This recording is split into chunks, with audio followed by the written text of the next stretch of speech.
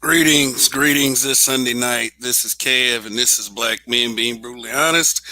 Uh, and here for another Any Given Sunday. Yeah. And yes, you are tuned in to the right channel, so appreciate that for those listening. And a shout out to I'm listening.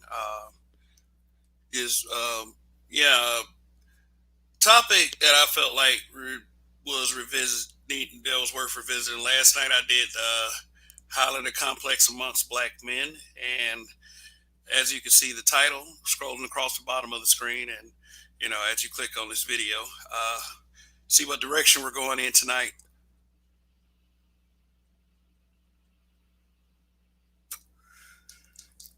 All right, so let's see. Call this one Highlander complex to the Simpin-ing. As you, as some of you know, for those of you that know about the Highlander films, the second Highlander film was called Highlander 2: The Quickening.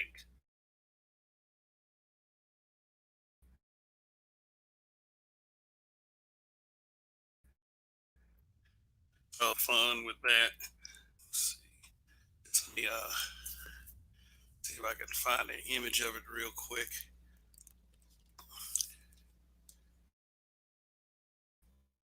All right, all right. Let's see. Oh, man, just bear with me one moment. As people come in, please, by all means, go ahead and hit that like button.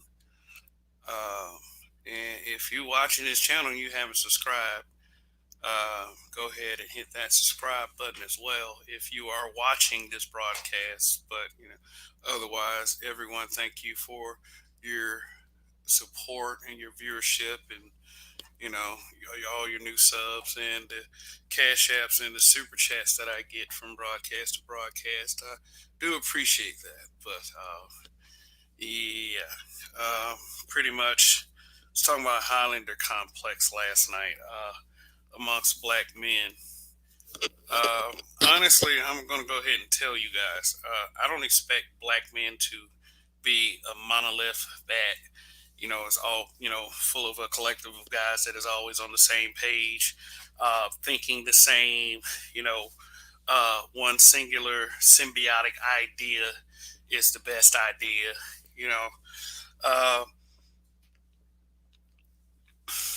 but you have these guys that crown themselves king, crown themselves ruler, or be petty, try to crown somebody as a joke king, or just all kinds of shit going on. Um,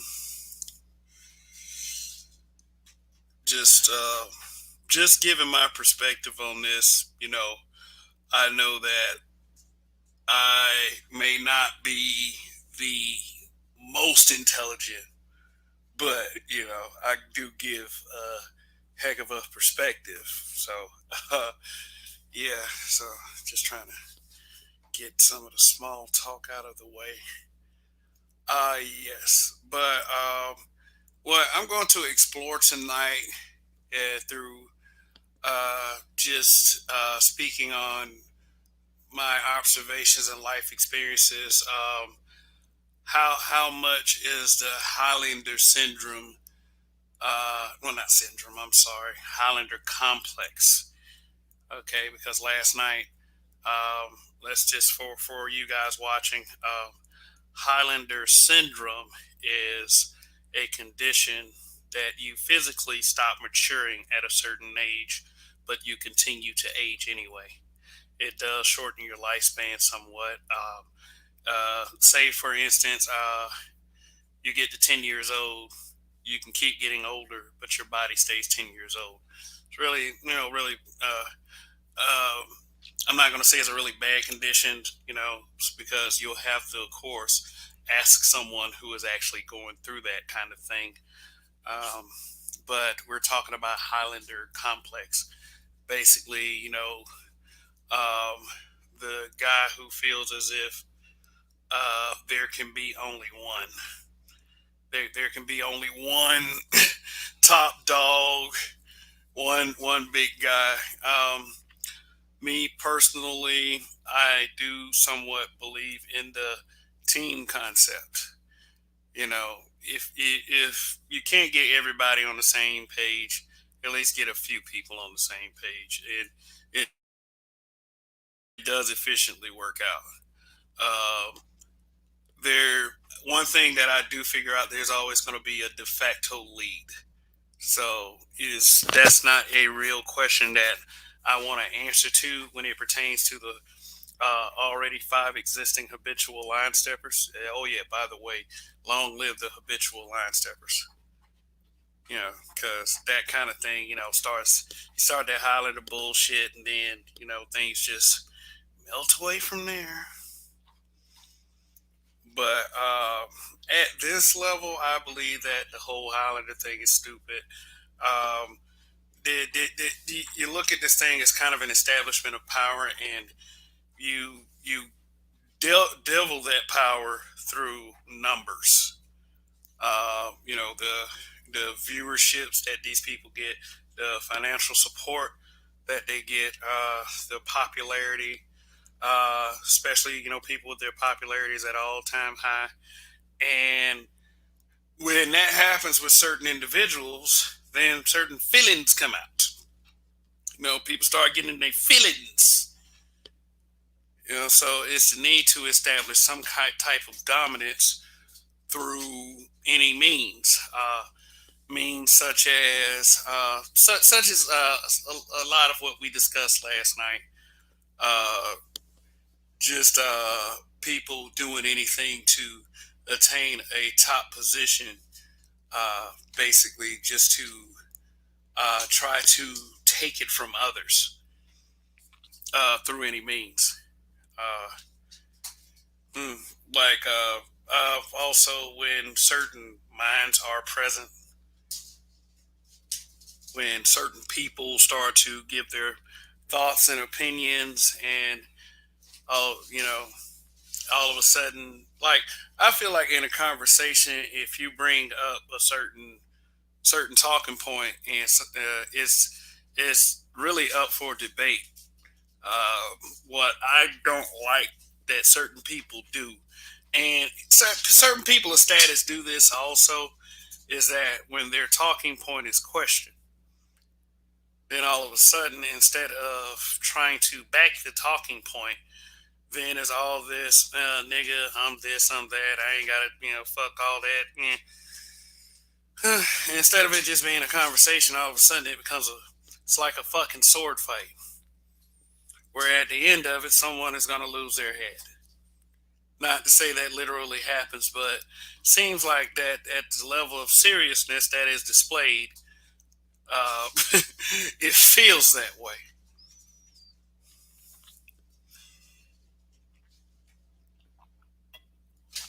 Over a conversation. Over a conversation. I mean, understand numbers and, the support you get from your base. That does say a lot. And depending on the size of that base, too, you have resonated somewhat. And those numbers are telling of how much you resonate. But see, some people don't realize that a lot of that stuff can change at any time.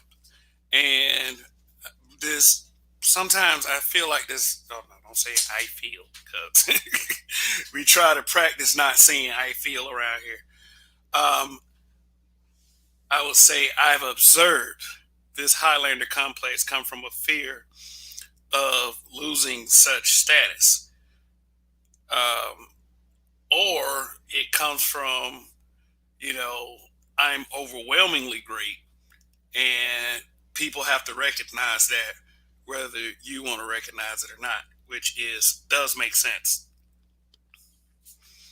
You know, yeah, that what about the Highlanders that you can't stop? I don't know. I don't think that anyone is unstoppable like that. I mean, no matter how big they become, I do believe that there's always room for someone else to come in and be that top person. So there's a certain level of humility that you have to carry yourself with. I mean, a certain level of humbleness. I mean, if you don't want to be humble, that's fine. That's awesome. You know what I'm saying? You know, you don't have to be, not, especially not on my behalf. In fact, you know, that's the kind of energy that I like anyway. If you don't want to be humble, hey, don't be humble. But hey, there's consequences to that. If you have a certain attitude, of course, you know, not everyone has to be a dick, but you know, not everyone has to be soft about it either. And sometimes, more times than a little bit, you know, you can't do that nice thing with our people.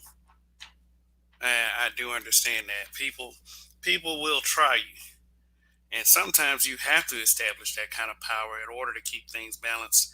But you know that I also believe that that power needs to be in the correct hands, because some people sometimes have that power and it becomes a perverse campaign, I would say, of keeping discord and dysfunction at an all-time level, high level, you know, the fuckery, so to speak.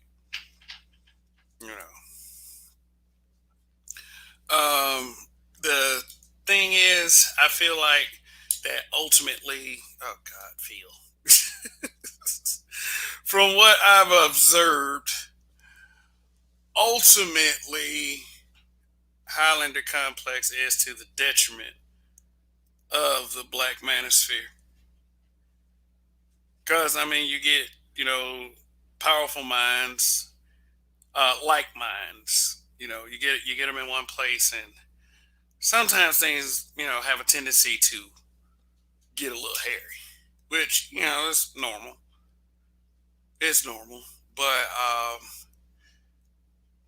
what we're going to discuss is the level of embarrassment people go through to actually establish such a tone. So people, you know,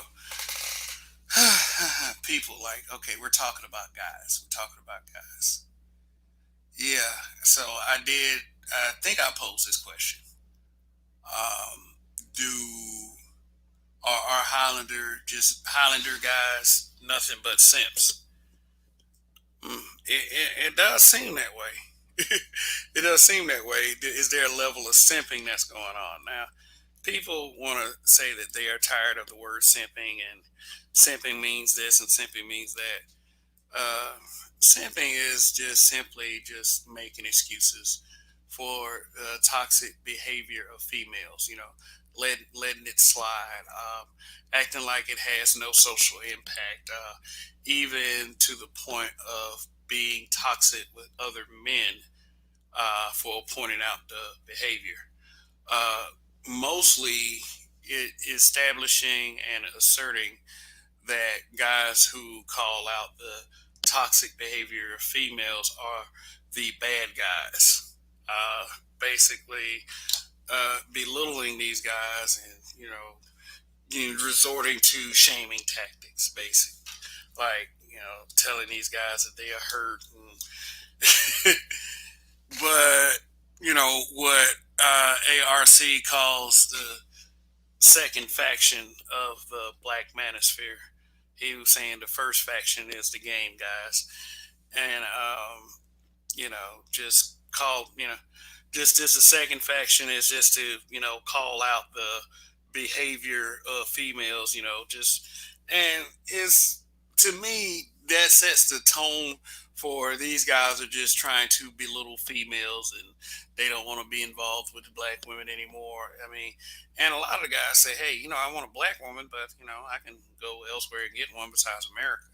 A lot of those guys say that. I don't think that those guys really want to completely leave. I mean, some do express, hey, you know what? I want to completely leave black women alone. But I do understand that it cannot be a everyday conversation. I mean, I'm just going to leave black women alone and all this other stuff. I mean, but you can have any conversation you want. I mean, it's as long as they are, I would say, productive conversations, and they aren't conversations where is, you know, what the shamers say. The people who love to shame the simps, the bitter women, the toxic slow tips. Yeah. And I mean, there's, I mean, it's, and you'll tell these, Highlander types and these simps, it's really not about calling out, it's not really about just calling out toxic behavior. It's, identifying a problem and discussing what we need to do to correct it. But, simps don't understand that. I tell you what a simp is not.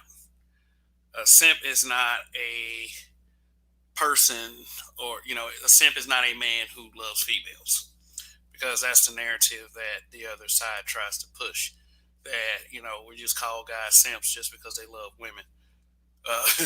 Because they love and stand up for women. And I'm going to tell y'all right now, all of that, attacking other guys over on the internet because they might have an unfavorable opinion about the behavior of females attacking, that's fake protection.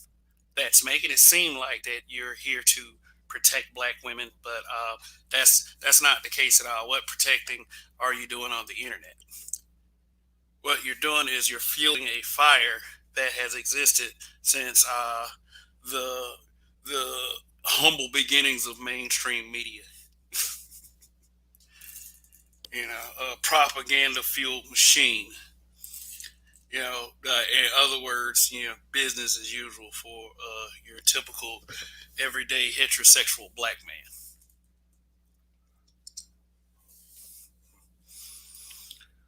Um, yeah, you see, and yeah, that Highlander shit is pretty funny too. You know what I'm saying? Watching people melt down just because uh, another person's opinion is resonating as much as theirs, are probably resonating even more. Like, one thing that I can't admit is that, when we as the habitual line steppers, we do certain broadcasts from channel to channel. Sometimes it's one person's week. The other time it might be another person's week. I may have a great week, a great broadcast. Roger might have a great broadcast, and I'm not having as good a week. Donnie might have a great week. Roger might not have a good week, or I might have not a good week. But see, the thing that we don't think is that just because someone has a good week and I have an okay week or a bad week means somehow that Roger or Donnie, when they have good weeks, they assert themselves as like the number one guy. See, I'm just using the habitual line steppers as a small example, but I think this is what happens with certain content creators. They'll have it red hot one week, somebody else will have it red hot another week. Then you have some guys that are never hot, or they never really resonate or do anything, and it's just like probably I would say the social media incel type. Instead of taking the time to sit back and analyze yourself, you're always second guessing or blaming someone else for your problem. So that's where all of the little shady sneak dissing, well, not even really sneak dissing. The dissing is out in the open. The things like the repeated broadcast, about I will even say a popular group to pick on in the black space of YouTube, and in some cases outside the black space. The popular group to pick on, let's just say, is the Black Manosphere, because the word is getting out about the Black Manosphere. It is getting out in um, a very like quick way, very deliberate way. But the word's getting, despite how it's getting out, or who or what attributes to it, it's getting out, and it is basically lines are being drawn, Uh, Unfortunately, you know, because the black manosphere is the black manosphere, but because certain guys have been hearing certain things, like people saying that the black manosphere does nothing but they want to talk about women and complain about women. Nothing is really going to come of it. Those guys are not producing. I even heard another content creator. You guys aren't slaying the dragon. So, okay, so I have a question. Why is it always the group that you don't like that always tries to charge you always try to charge with the responsibility of solving every problem? You guys talking about this, you talking about that. You might as well go ahead and solve all the problems that we have listed here that we express in different topics throughout all of our broadcast. I mean, and people who do that, or people who try to move the goalposts, or what are you guys talking about? You should be talking about this. They're the ones that act like they're actually the solution. These pro-black, these pro-melanin movements. People. Aside from the individual thinking they're number one, sometimes the group, the collective, think they're number one too. And not that the habitual line steppers think that we're number one. Let me just go and get this out the way. But we know that a lot of people think that we're cool. A word I heard another content creator make the other day: the cool kids. Looking at them, I was like, seriously? But everybody has a right to. Everybody has a right to believe that they're the cool kid. You know, they're the top of the food chain. They're the tallest, despite the fact that we're all genetically different, as far as our heights.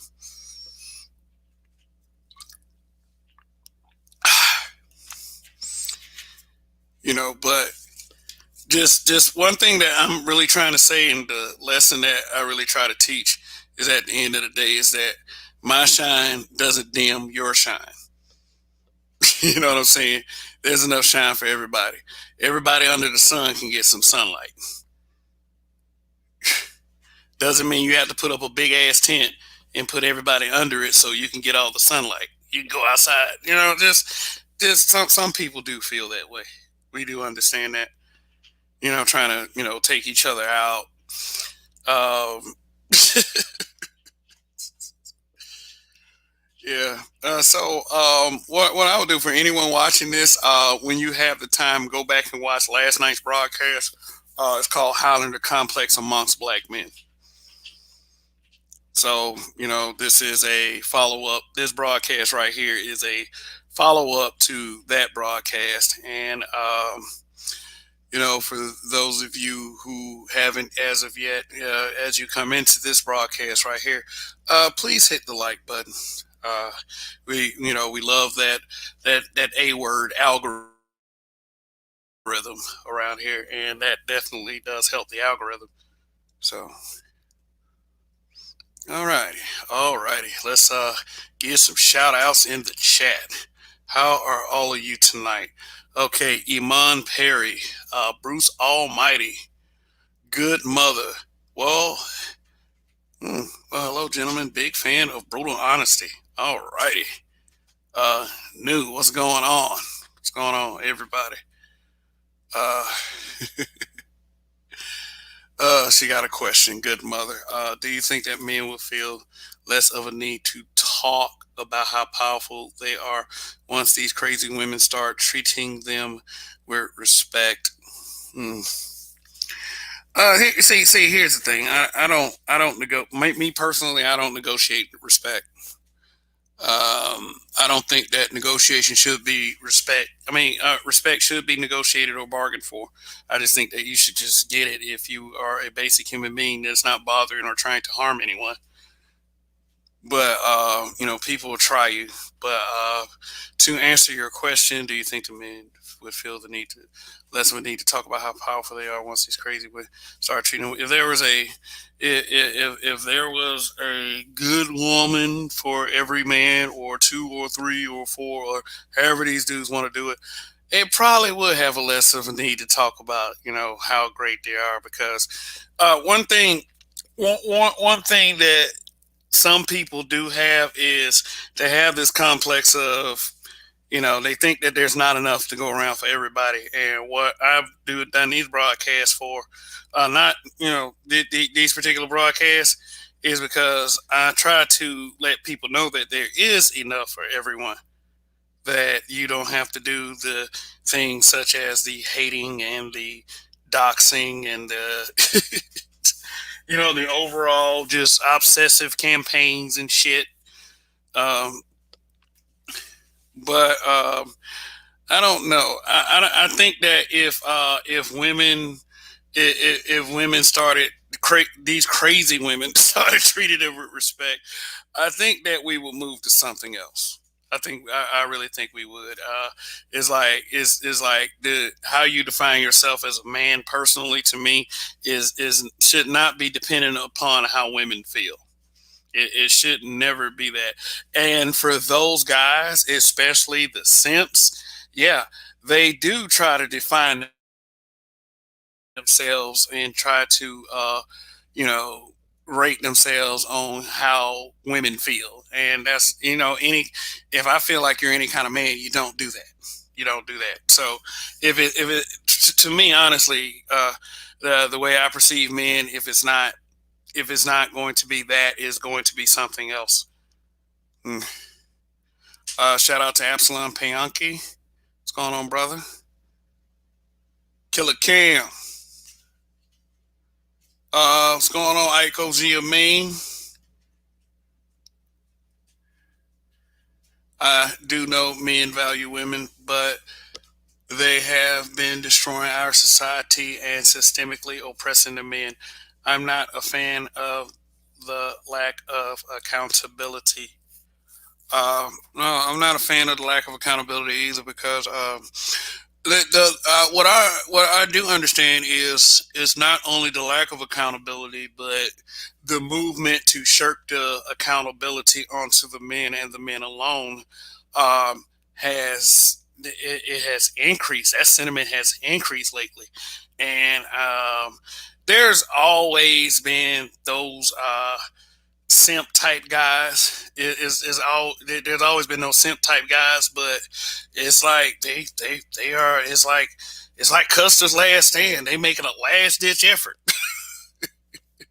So good mother. You are, of course, correct. I'm not a fan of the lack of accountability either, and the shaming and the vitriolic responses that come with it either. I mean, I'm not a fan of that either. So all right.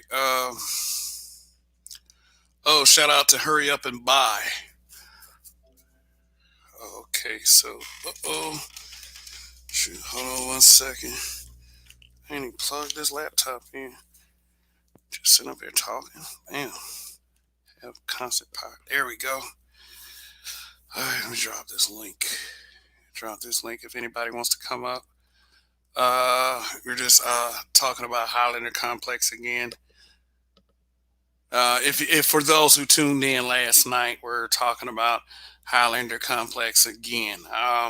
For those of you who's tuning in tonight but didn't tune in last night, we are discussing Highlander Complex. Basically, Highlander Complex among black men. Like, there can be only one. It can't be for some of us men. It can't be a collective of men shining. Basically, it can't be is it how things weren't always peaceful between guys like Jay-Z and Nas, or the whole Tupac and Biggie thing. And of course, what happened to Tupac and Biggie. It's always this is try to establish this dominance among us, and it's stupid because it seems to be counterproductive for us black men at times, more so than most. Guy Ogami, What's going on?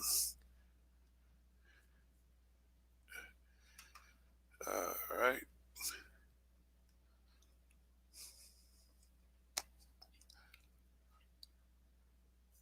All right. So there's the link. Anybody want to come up? Just understand and realize that I am a fan of staying on topic. Uh,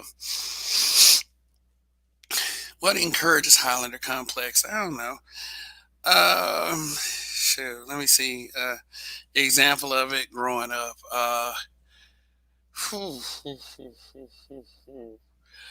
One-upsmanship. That's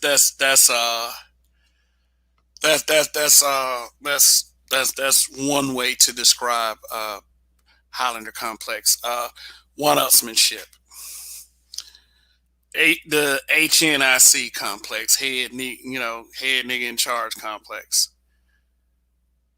Uh, yeah, that would really cause dissension among brothers because um,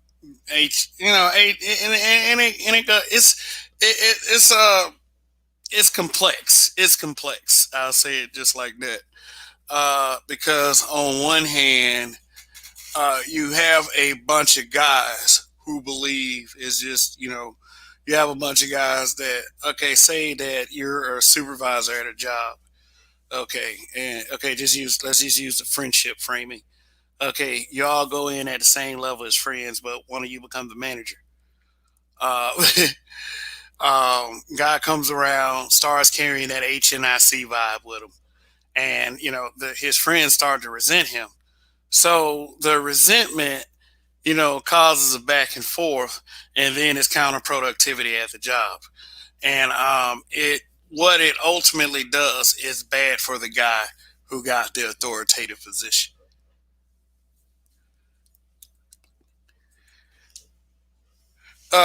It's I mean, and that's something that personally I had gone through at a couple times in my life. Just not being a person that had to be the top dog, but I came from the way it came from me was a position of I was trying to help people out.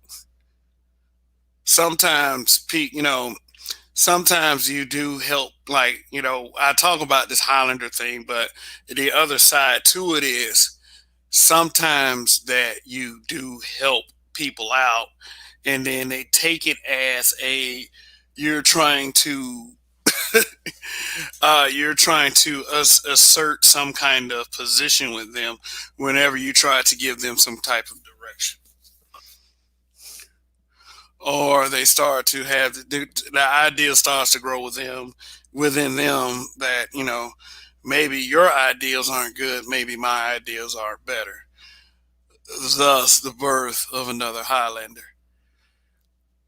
The idea really is for us to work together as a people, for us to for us to be cohesive, so everybody can win. But unfortunately, we don't think we think that there's no some of us, a lot of us men think that there's no room for that. There's no room. There's always that person that thinks that they're going to be the most popular, that they're going to be the biggest, that they're going to be the most famous. The reality of the situation is, yes, there is going to be a person or two or three people that are going to be like that. The reality is that everyone isn't bred to be a winner. We're not we're not bred to be we're not all bred to be winners. Doesn't mean that you can't win at something. It doesn't mean that I can't win at something. It just means that overall, some of us are just going to have to take certain positions, and that's a harsh reality. And a lot of that Highlander stuff is the fact that a lot of guys feel like that I might have to take a lesser position. And they'll do everything that they can to fight that reality. It's like a fight or flight kind of deal.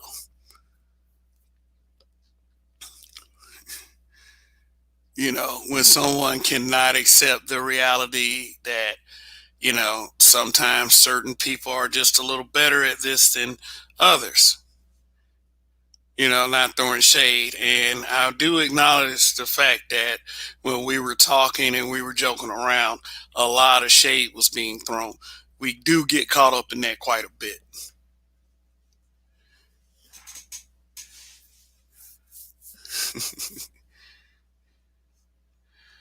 Good mothers, what about responsibility? People that have discipline and are competent don't need to treat others disrespectfully. Funny thing is, there are others that feel the need to treat others disrespectfully and to belittle. And that right there does come from a confidence issue or lack thereof. They have to try to look big in front of everybody, but they feel small. Most people that are like that aren't going to take responsibility. They're going to shirk the responsibility on you.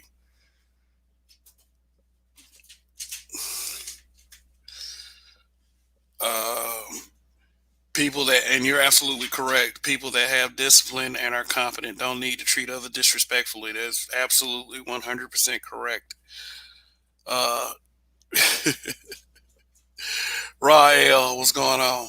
It says, I guess he's responding to good mother. People who are incompetent uh, many times take someone's incompetency as an insult because they suck. Yeah. Yeah, I mean, yeah, good mother. They should be fired, but in a lot of cases they aren't. A lot of cases, the guys that do try to come in front of you and try to do that Highlander shit, go in front of other people and just the biggest booty kisser ever.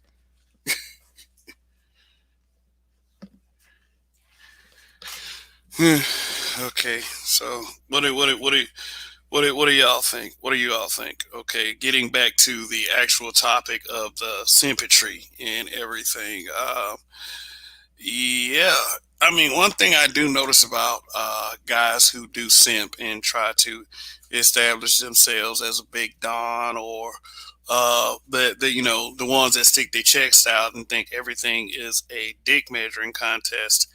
That's the one thing I do notice, is that they often talk about or try to flaunt themselves, and they often try to flaunt how great they are. And sometimes they are great, and they're able to flaunt and they're able to back it up. One person I would say that was like that was Michael Jordan. I mean, guy was a competitor. I mean, he is someone who, in many conversations, people say is the GOAT, the greatest of all time. Michael Jordan was also known by people who have been against him on the court as a massive shit talker. Michael Jordan is, to me, is the epitome of the Highlander complex. He's the epitome of it. And I mean, who could argue with that when it comes to the greatness of Michael Jordan? Who could argue with that? If you are one of those Highlander types and you actually have the ability to back it up, who can really argue with you? And I mean, and you don't have to do it in a way that tears other people down, other people down. Excuse me. Um, and those guys really, they're the most dangerous. The guys who really can back up their Highlander stuff.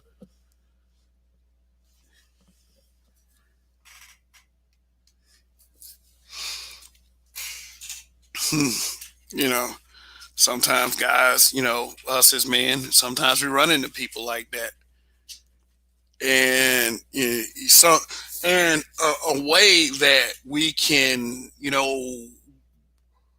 the energy that we can pull off the guy that we run into that is the Highlander is, sometimes those guys do make people, others, rise to the occasion. So that's how you look at it as a glass half full. If you do see somebody like that, you could, I would say, and I did express this sentiment somewhat last night. That's the person that I would say I want to be. That's the person that I want to be able to destroy one day. I mean, because like I ain't gonna even lie, uh, I ain't gonna lie. Some of those Highlander types are assholes, and wouldn't it be great to be able to defeat, uh, you know, uh, monster if they are a monster, to be able to defeat a guy such as that. Not completely eradicate and destroy, just beat them up a little bit. Because like I said, you having greatness doesn't mean that I can't have greatness myself. You know, you know what I'm saying?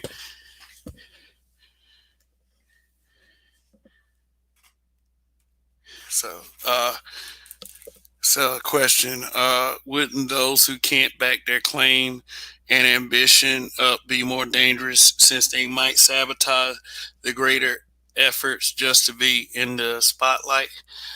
Yeah, yeah, they present a certain level of danger, but the dangerous ones are the ones you can't stop. If and ever so choose, if they choose to be a danger. But yeah, you are absolutely correct. That's where all like the haters and the doxers come in.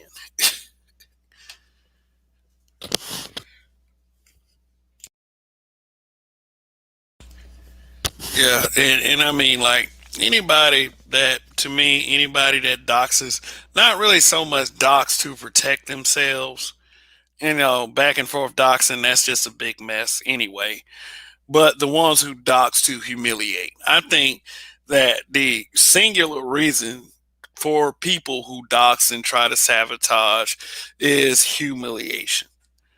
If there is a doxing for a right reason, that's just some tit for tat stuff, But would I dox to protect myself and protect the reputation of my? Depending on it depends. It depends if it. But one thing is doxing should be the last thing that anyone does. Is very cowardly.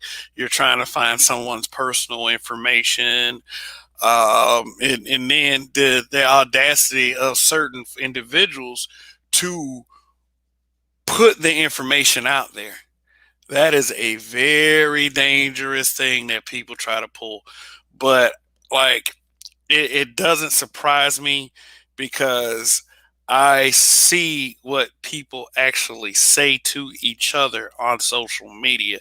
So I wouldn't say like I said, you got to understand everybody doesn't have morals, ethics, values. Everybody doesn't have the same resolve to do the right thing. And yes, those people are very dangerous. Those people are very dangerous. So they're dangerous to the point where you wish they didn't exist. I mean, if it's for the greater good, then yeah, I do believe in thinking that way because I never want anyone's family to be compromised just because people want to be petty on social media. I've heard that people have raided each other. Had people's houses raided and shit. Yeah, it's like that shit's crazy to me. It's like over social media, over this, over being on YouTube just because you don't like someone. I was like, ugh, ugh. That's why they keep trying to. That's why they keep trying to humiliate old boy. They want to topple him. Uh, is a narrative that he's the king, and is the narrative that people are appointing him that position. So with that comes a bunch of people out of the woodworks that want to see it gone, that want to see him taken down. So they've resorted to all of that: lying, rumors, twisting the truth, and most recently, just relentless doxing, putting information out there, contacting family members. Like, yeah, that kind of thing sucks. I don't care what level you're at. That kind of thing sucks. Then they pull, oh, they got your home address. The home address? It's like, oh, now just like, why do that's it's not only a really diluted sense of justice, it's just downright stupid, and it's just that's what losers do. I mean, we're supposed to be human. We're supposed to be human, despite any sense of justice that you may feel.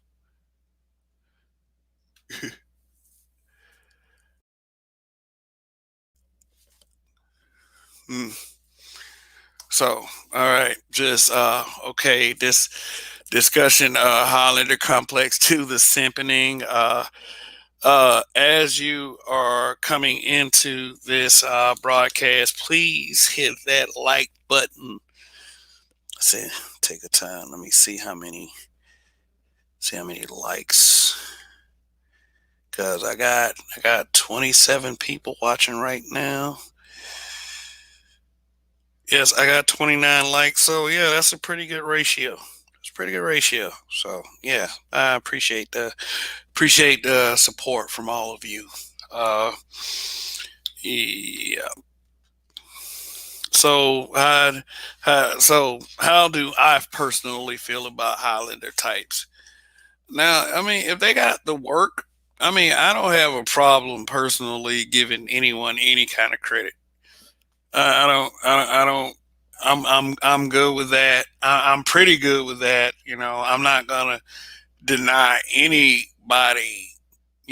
That, like, say for instance, if you got I would say a 6-digit subscriber base, and every time you drop a video, you have a high 5-digit view count. Uh, I give you props. I give you props. I think a lot of people have a problem with giving props. Why not give a brother props? Is every time, like, you associate something with being black, especially with black men, is always has this negative context to it. Like, instead of saying that something like, "Oh man, this dude, his channel popping," it is, and it's actually popping. Y'all want to say stuff like, "Oh, well, man, all that nigga do is YouTube, man. Man, you need to be doing something. You need to be working a job." Why do people assume that people who are on YouTube don't have jobs? Like, people are crazy.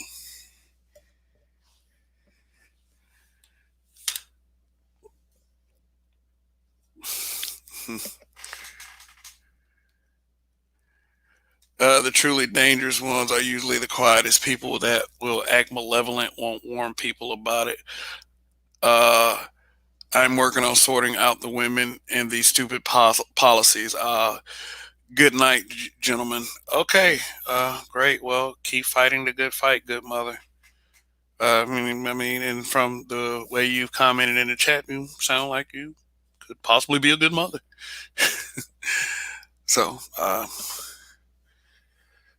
Killer Cam is just not that serious. That is crazy as fuck to me. People will do this to each other. Yeah, and and like I say, it does come from a diluted sense of justice.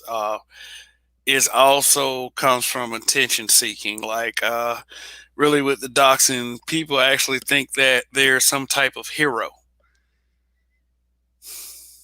Mm. They actually think that they are solving a problem. Oh well, like, let me give y'all an example. Well, you keep talking about black women, and you I got a black mother.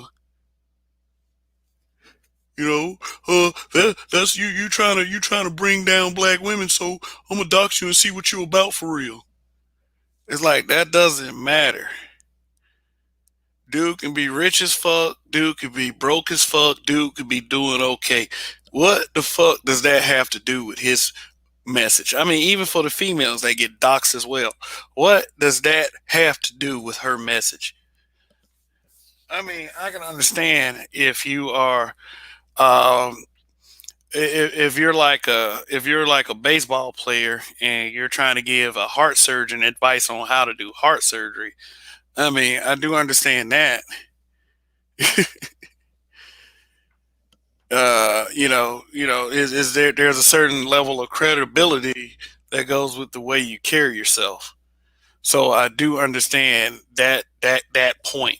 But at the same time, does it take putting someone's personal address out there to get your point across?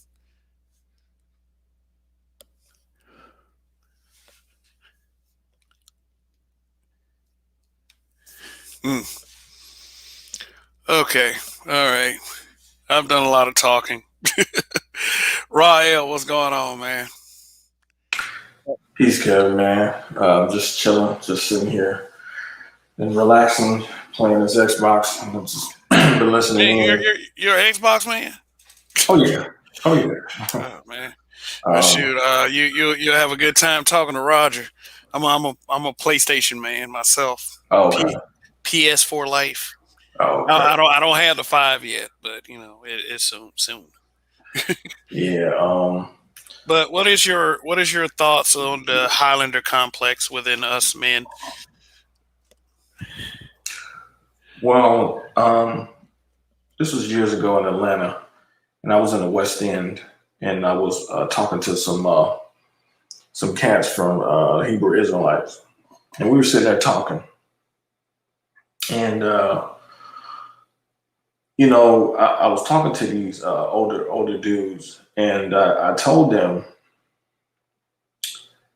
that one of my biggest problems with black men is that they have a very hard time falling in line the leadership of a competent black man when he demonstrates that he's actually more competent. They'll spend more time trying to undermine his competency than just falling in line. Like, for example, like in order to be a good leader, you got to be a good follower first. And so, and I told him, I said, look, if there's a man that's more capable than me, I'm gonna give him his just due. I'm gonna give him his respect because I understand what that leadership role really means. The problem with a lot of black men is that they want leadership positions because of the perks that come with leadership, but not being really qualified for the actual role. They just want it because of the perks. And so when I said that to these dudes, they was like, well, I kind of actually agree with that. Like, you make a great point. And I remember when I used to play intramural basketball in college during undergrad. And it was like night and day playing on the teams with black men and the teams that were dominated primarily by white males. If I played on a team with black men, it's almost like you're going to be in competition with at least one other dude on your team. Like if I come out and hit a couple shots and it looks like I'm hot, or if I see another player who comes out and looks like, he hits his first couple of shots, he looks hot, I'm going to keep feeding him the ball because that's what good coaching is going to tell you to do. Like, if Reggie Miller come out and hit two shots in a row, the coach is going to be like, yo, keep feeding Reggie. But when you play with black men a lot of times, especially if you don't know them like that, it becomes a competition. Like, oh, he can't be shooting more than me. So instead of after you hit that second shot, instead of that person coming down and swinging it around or passing you the ball, even if you have a better shot, you wide open, they'll take a contested shot just because they wanted to take the shot. And then when you respond to them, a lot of times it'll be like, well, man, you taking all the shots. It's like, no, I'm not taking all the shots. I'm I might be hot. So keep feeding me because the object is to win the game. So, but when I played with the white players, it was the complete opposite. You know, and most of these dudes, I didn't even know these dudes like that. But it was like, yo, Rob, man, yo, you get the ball, just shoot. Whenever you touch it, man, just keep doing your thing, keep doing it, keep doing it. The white boy, he'll go down there, he'll get 20 rebounds for the team and be cool. He'd be happy. As long as we win, good. And so that's what you have in these spaces. You have a lot of dudes who want the leadership position because of the perks that come with it, but they're not competent enough to occupy the role. So what they end up doing is uh, they will come with the gaslighting techniques, and so they'll do because basically when a person is gaslighting, they're basically they can't win through their argument because their argument is BS. That's why they don't try to win through that. You know what I'm saying? We've seen these people who've tried to shut down people's channels and things like that. They can't win through those arguments. So what they'll do is they'll look up the rules of YouTube, for example. And they now mind you, these are the same types of black people that are, you know, they got so much, you know, against the system and they don't like the system and blah blah blah blah blah. But they'll go and read the fine print. They never read a fine print in any document they ever signed in their life. They never read a fine print on a credit card, on a mortgage, on a lease, you name it. They never read the fine print on anything else. They will read the fine print in these rules, you know, on social media, which a lot of it is garbage anyway. And they will find any rule that they find you broken, find that you have broken. And once they do, they'll be the first one to call a white man, the same white man they're telling you that they hate so much, and then they'll try to get you shut down, all because they're not fit for the position, and they know they're not fit for the position, but they want the perks that comes with that actual position of being a leader. Yeah, and being a leader is not easy at all. It's not an easy thing because, I mean, especially if you are not just one of those Highlander types, if you're actually the top guy, you got a lot of challenges that come with it. And one of those major challenges are people that's always trying to cut you down and get that top position themselves. But there are people who are bred and made for that position, and there are people that are not, clearly. And the people that are not try to assert some kind of position any way they can, which is why a lot of this bullshit happens. So, uh, how do you pronounce that, man? So I could get it right. Giogami. Gilgami. Okay, Yeah, Gilgami. Go ahead, brother. Speak. You got the floor. yeah, Thanks for coming up, by the way. yeah. Thank you. Actually, I met a similar kind of behavior also in the conscious community here in Canada, and also the same kind of behavior even in France and in the UK. So I think it's something that has to do with Black people, partially around the world, especially in the diaspora. When we since we come from a broken situation, the first moment we can get some light or to maybe help sometimes our community, we try to keep the whole spot for ourselves, even as I said, it may be detrimental for the whole. I met someone, my own, it goes to the point when, even when the person in front of you, as Rael said, has way more competence than you want to challenge them, just especially when other people are looking, just so that you can redirect the attention towards you. It even happened with my own special teacher. He's himself, just like BGS, he was a teacher initiated. He's also a mathematician. He's also an economist. But then there was this guy who was also an engineer, but who doesn't have the same level. My own teacher came forth before the conscious community to explain them how to reform the Black communities around the world, on the continent, when it came for the cultural reforms, for the economics, the politics, and everything. And that other individual was always trying to interrupt, to bring different points, even if in front of him there was someone who was so competent that even governments were relying on him.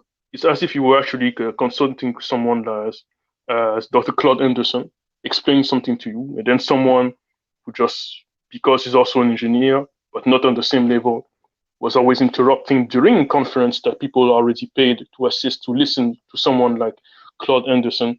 But that guy was always interrupting, and even to the point of trying to slander the name of the individual who is the teacher of the special school that I am learning from. So I think it goes deep in our mentality. It's a crab in the barrel mentality that goes deep. I see it as a syndrome of post-colonial and post-slavery traumatology. So the first one who's trying to get in, the other one, the rest of the group is attempting to bring him down. It's either I'm the one who brings the other people out of the abyss, or no one gets out of the abyss, if I can say.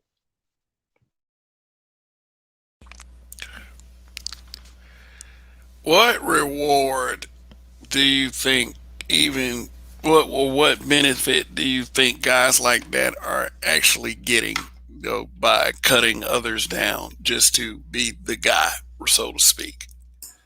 Oh, that's easy. Um, they get to tear your shit up. If if they can't be the one that occupies the role, then they'll blow the whole spot up, and that's enough. That's enough. I mean, we've seen this happen. Obviously, with the situation that happened with Game Changer. I mean, that was a prime example. I mean, that's what gaslighting is.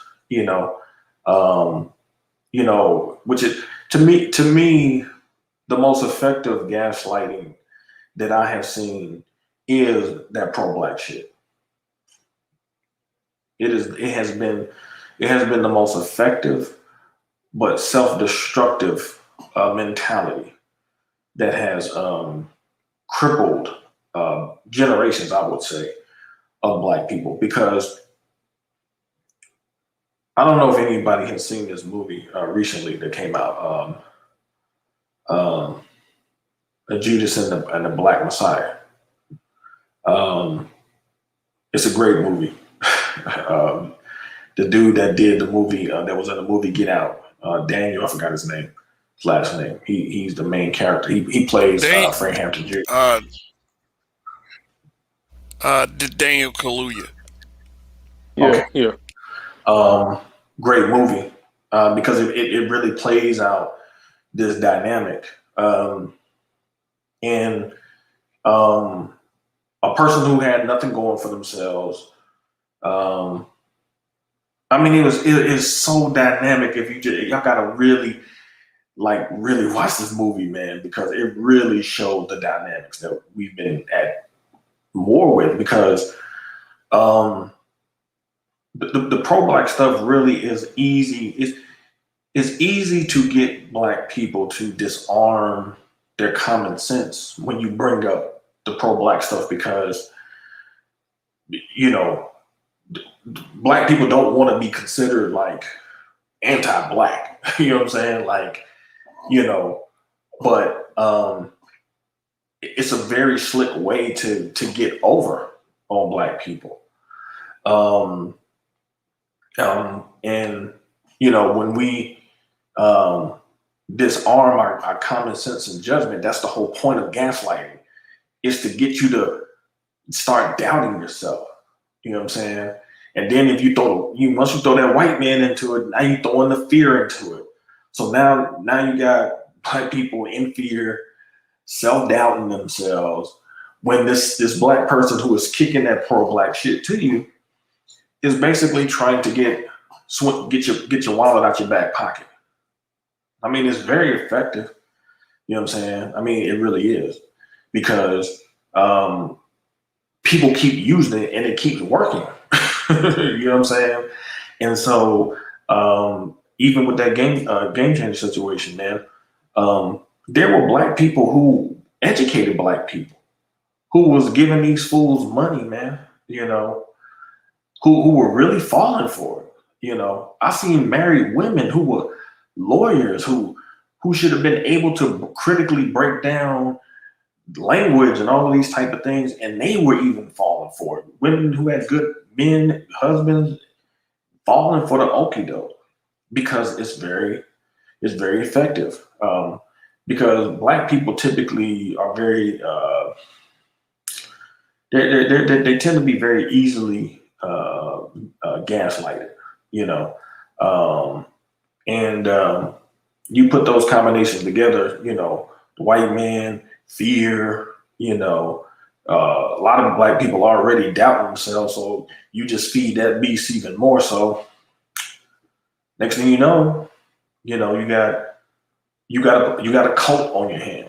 You know, I mean, if you go back to Jim Jones, most of those people that drank that Kool Aid was black, and it was black, well, really black females. He had a lot of black females who fell for that shit. You know what I'm saying? So, you know, this stuff is really, really, you know, potentially dangerous. You know, especially when you have these spaces where, you know, there are people who are literally, you know, they're trying to learn. There are people who are trying to grasp certain concepts that they never heard before. You know, things that, you know, nobody has ever told them before. So it's for a lot of people, it's earth shattering. It's their whole reality is broken apart.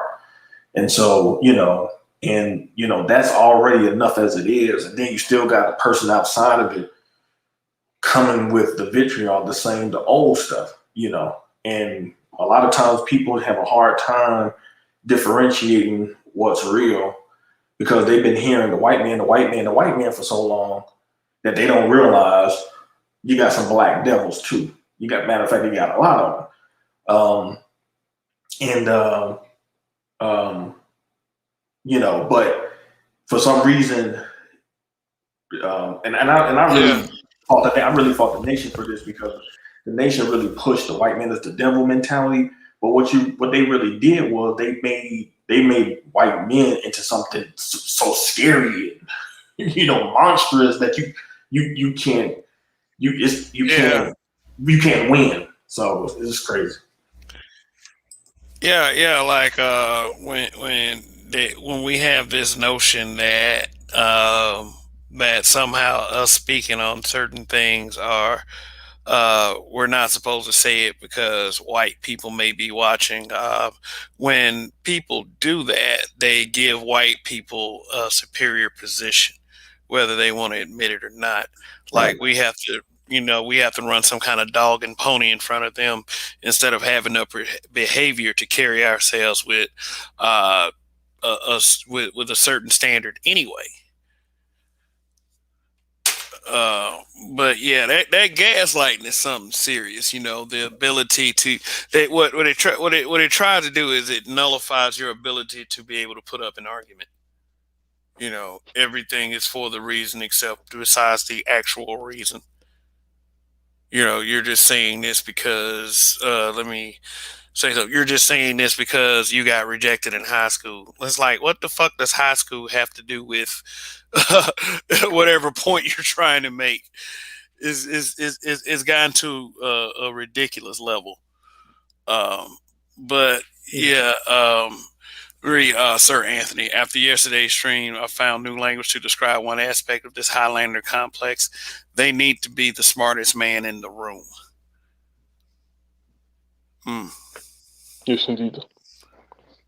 Yeah, yeah, and I think just as Rael was saying, the fact that we were so easily manipulated. It's easy. It's more easy to sometimes I see to manipulate black people when we don't have a proper system to raise you and to see the different the key points in the geostrategy, in the geopolitics. The first one will be coming with a proper discourse, a proper propaganda that this is the proper way to solve all our problem. We tend to lack critical mindset to properly analyze the different aspects in which we require to develop ourselves so that the whole group can progress. so that when there's someone who tries to move forward, they say, "Oh no, I have the solution for everything that we don't have." But there's might be someone A, someone B that can bring another form of contribution that you did not see. But because you see yourself as a form of messiah, and you're not ready to actually move the whole community before your own interest, you're gonna prevent the person A and person B to contribute properly the way they were supposed to contribute, and then you give yourself more grandeur, if you can say, to your own perspective than to the perspective of others. Those are people who are actually selfish because they consider that their own perceived interest is greater than the interest of the whole. And then they give a message to other people that they have the proper solution. And those who are not properly educated, we tend to believe that the one who has maybe more charisma actually has a more efficient solution.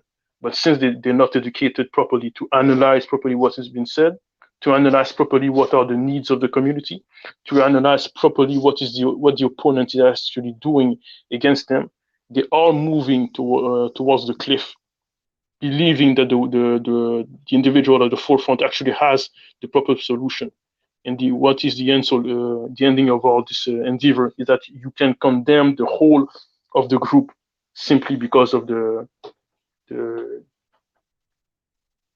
vanity of a few who attempt to be the leader when they do not have the proper qualifications to actually lead the others. So it's a double point: the incompetence of the fake leaders and the improper education, the improper psychological development of the followers also.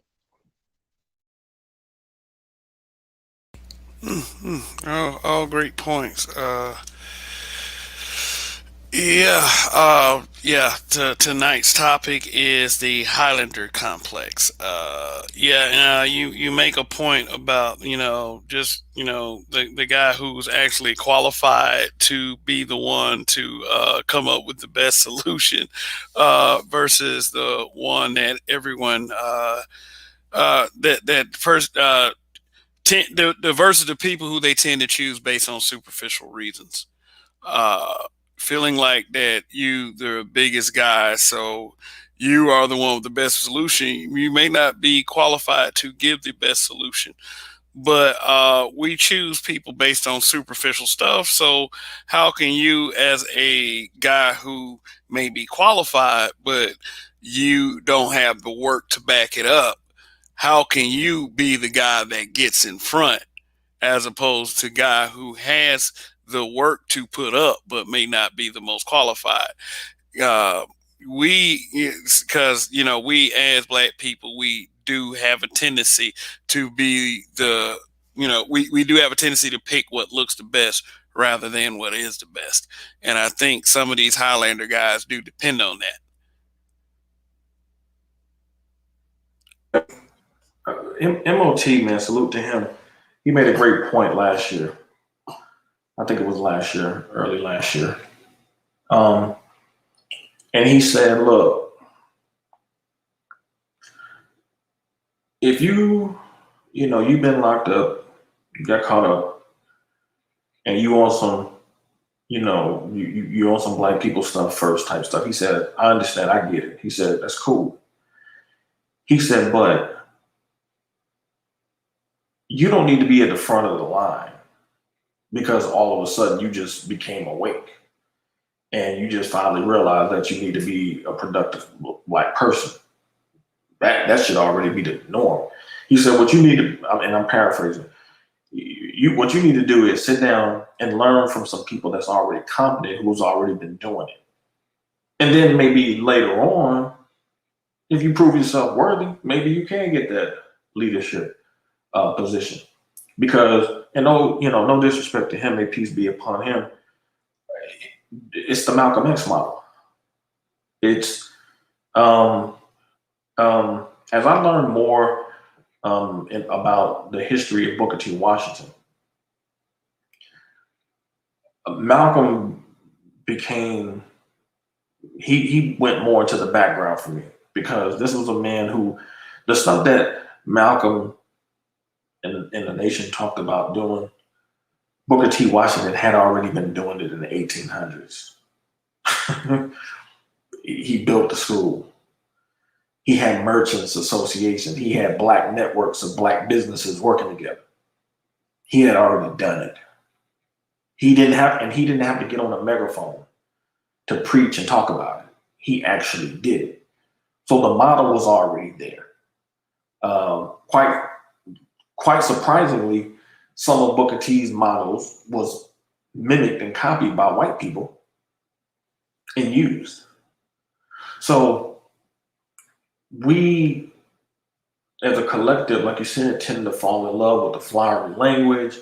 We are very call and response center type of people. We love to be entertained as a collective, but we really don't like to really be given really truly what education really is. I said this on BGS's channel the other day, that being educated is past tense. That's the word. When you say you're educated, that means it's over. Education is an ongoing, lifelong endeavor. So when these women come out here talking, throwing up their degrees in men's faces, they haven't really accomplished anything. I've learned more outside of college than I ever learned in it. When I was in college, it started getting too slow for me. I was looking at college, my undergrad years like, this is it. Even Carter G. Woodson said that the self-education is the best education, because you're the one that's designing your own curriculum, basically. So it's based on where you're moving, what kind of mode that you're moving in, especially as a man, because that will guide you to the information necessary for you to actually accomplish your goal. To get an education is you're trying to accomplish a certain goal. It ain't just education for education purposes.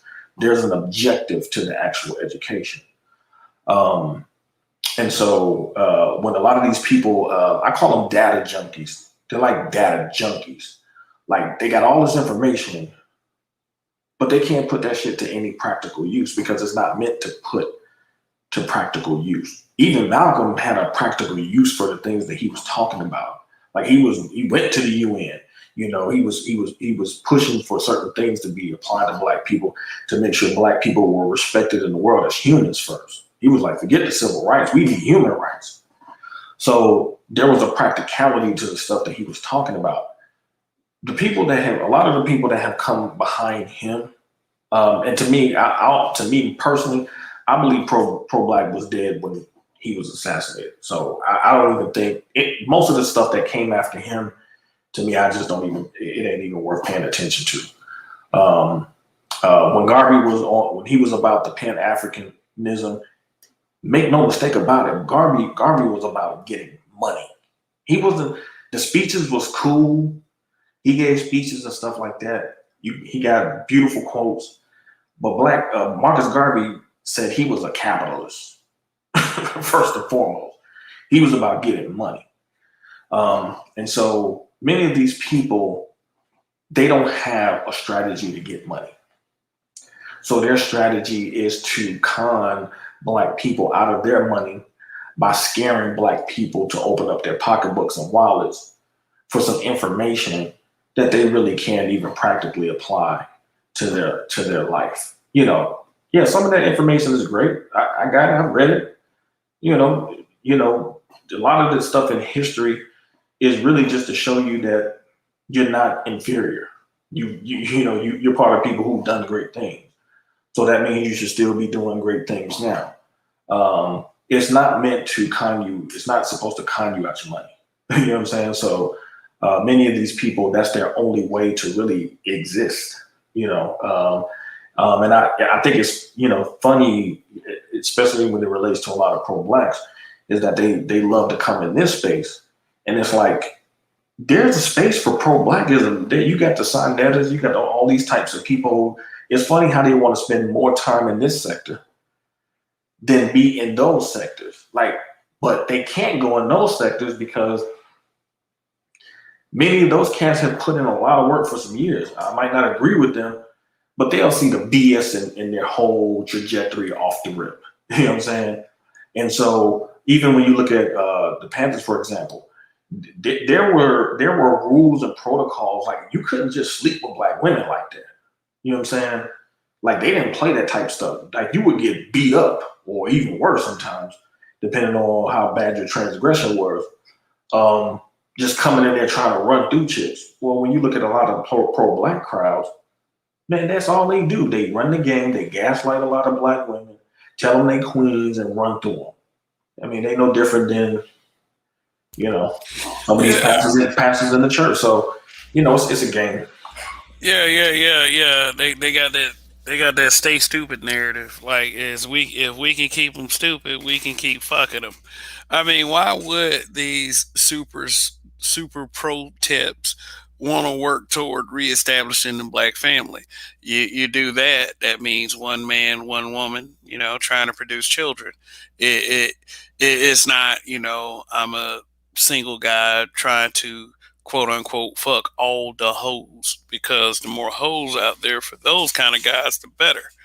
Um, the like putting importance into the conquest of females, basically. But if you keep a nation stupid, you can continue to do whatever you want to do. If you try to bring some discipline and some order, then you don't. Then you can't just go around doing whatever the hell you want to do.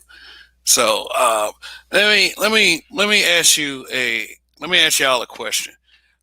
Do you think that, okay, if people just focused on the merit of their own content instead of mentioning others, like this the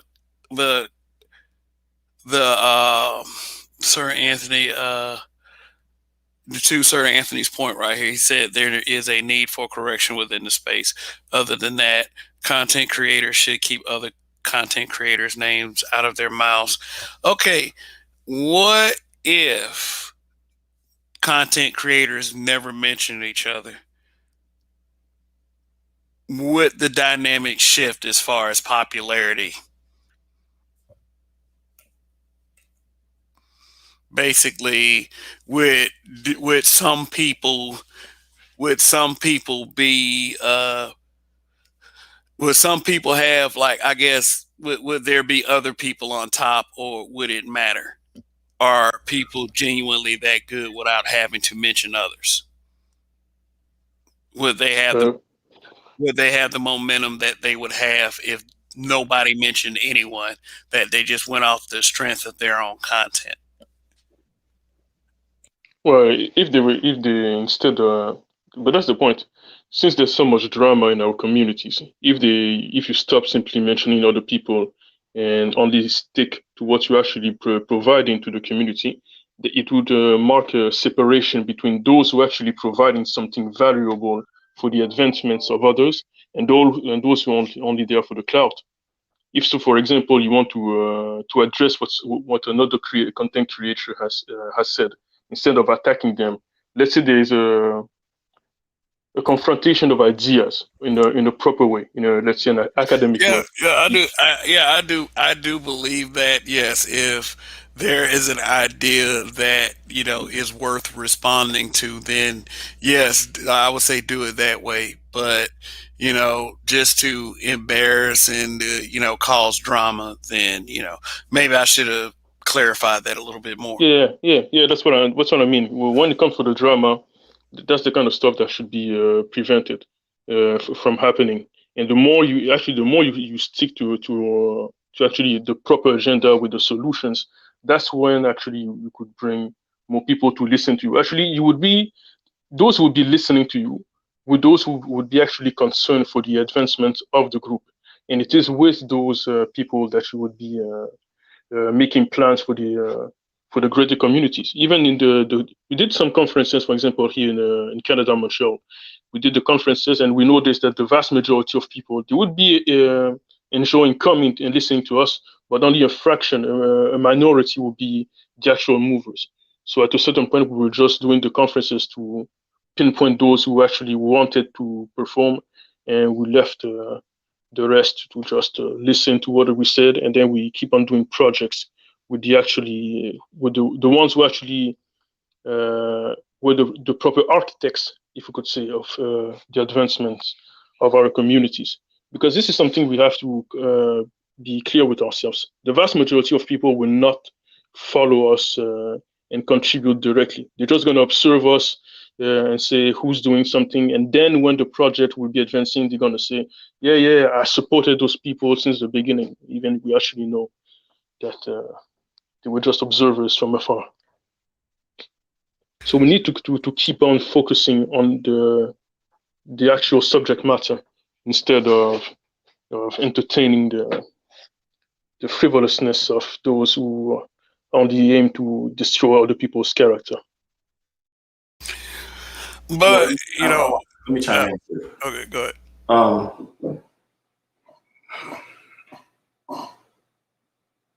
First and foremost, we have to acknowledge that there are a lot of Black people out here who lack talent. They have nothing. I mean absolutely nothing going for themselves. I mean, if they took away social media tomorrow, us productive men, we got stuff to do. You know what I'm saying? But for many of these people, they have absolutely nothing to do. This is their life. So they're going to try to cheat their way to the top. And one of the easiest ways to cheat their way to the top is mentioning people who are already pretty famous in the sector. And so when it comes to black dollars, for example, this is a whole different. I mean, you can do a whole different kind of show on this, because Black consumers can be very spiteful, vindictive shoppers. And you have to keep that in perspective when you're dealing with this particular demographic. You know what I'm saying? Erica Williams has actually pointed this out a couple of times. I've seen her where she talks about how when it comes to like white people, who like her content, especially I think the men, they just want the information. They come, if she get the information that's good, they could use it, boom, they go for it, boom. Most of the detractors that she's going to have in her channels, and she trying to help people get money, is going to be Black people, because they don't like the way you say it. Even though Black people, the type of people that came up with this, keeping it real, keeping it 100, keeping it a buck, all of those type of things, but are the first people who can't handle when you keeping it a buck, when you keeping it 100 and all that. So these people who are a lot of times mentioning, these people, it's one thing to have a debate. Democrats and Republicans, they have a debate all day long. You know what I'm saying? Malcolm, the Nation, they had a different viewpoint than MLK and SCLC. The debate, okay, it is what it is. These people are not trying to debate. After you've given, it's like people who constantly come to a channel and keep telling the content creator how much they don't like the person. Okay, you've made your point clear. You've stated that you don't like the content. You're not interested in the content. So what is the purpose of you keep coming back to the very content that you claim you hate, you don't like? I don't go on any of these females' channels who say the dumbest shit imaginable. You know what I'm saying? Because I know it's stupid. I know it has it's a whole bunch of gaslighting in it, and it's just pointless because it's not a debate. It's not meant to be a debate, because when it comes to debate, it's meant to bother you. Right. Okay. It's like I said earlier, it's gaslighting. It's not for debate. So a lot of times, what they're trying to do, they're trying to capture con, uh, consumers, customers in different people's audiences who are teetering, who are in the balance, who don't know which direction to go in. And if their words can resonate, you know, that person, for example, could have got fired from a job from a white person they thought was racist. And if this person says, see, these white folks, they got all this control, and then they making it hard for us. And if you got fired from a job, you might go to that particular person's section because personally you got fired by some white person on your job and you think it's racism. When the reality is your ass could have got fired because your ass kept coming to work late. You know what I'm saying? So that's who they be looking for. That's why if anybody, has seen me, especially on Roger's channel, every time somebody drops any form of gaslighting in the chat, I immediately remove it because I know how dangerous it is. Like I don't remove it because it hurt my feelings or anything like that.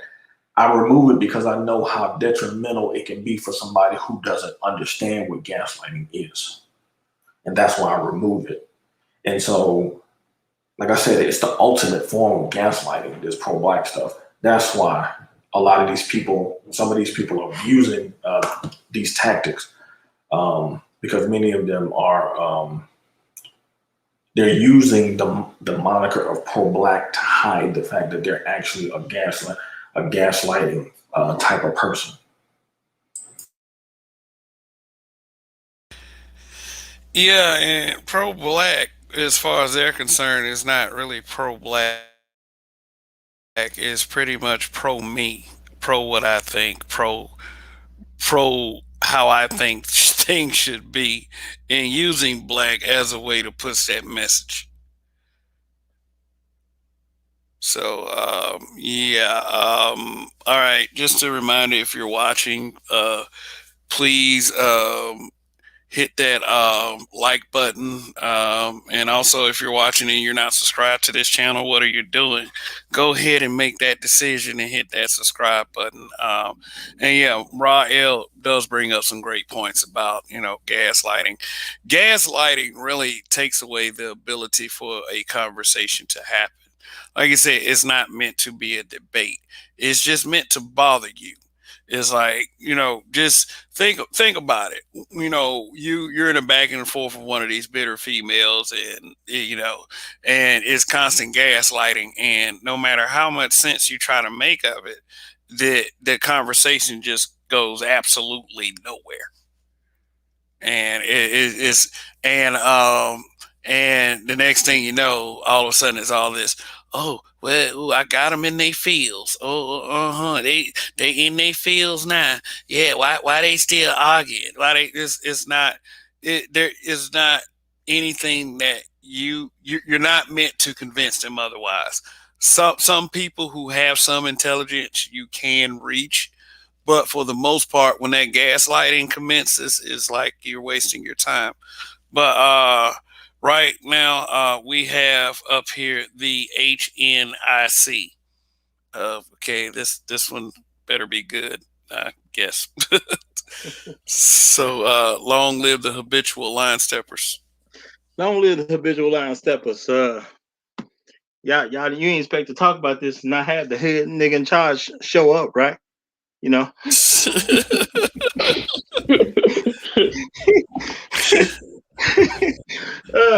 No, but real talk though, I think it's a shame that black folks don't know how to grow up and just deal with what needs to be dealt with so we can move on.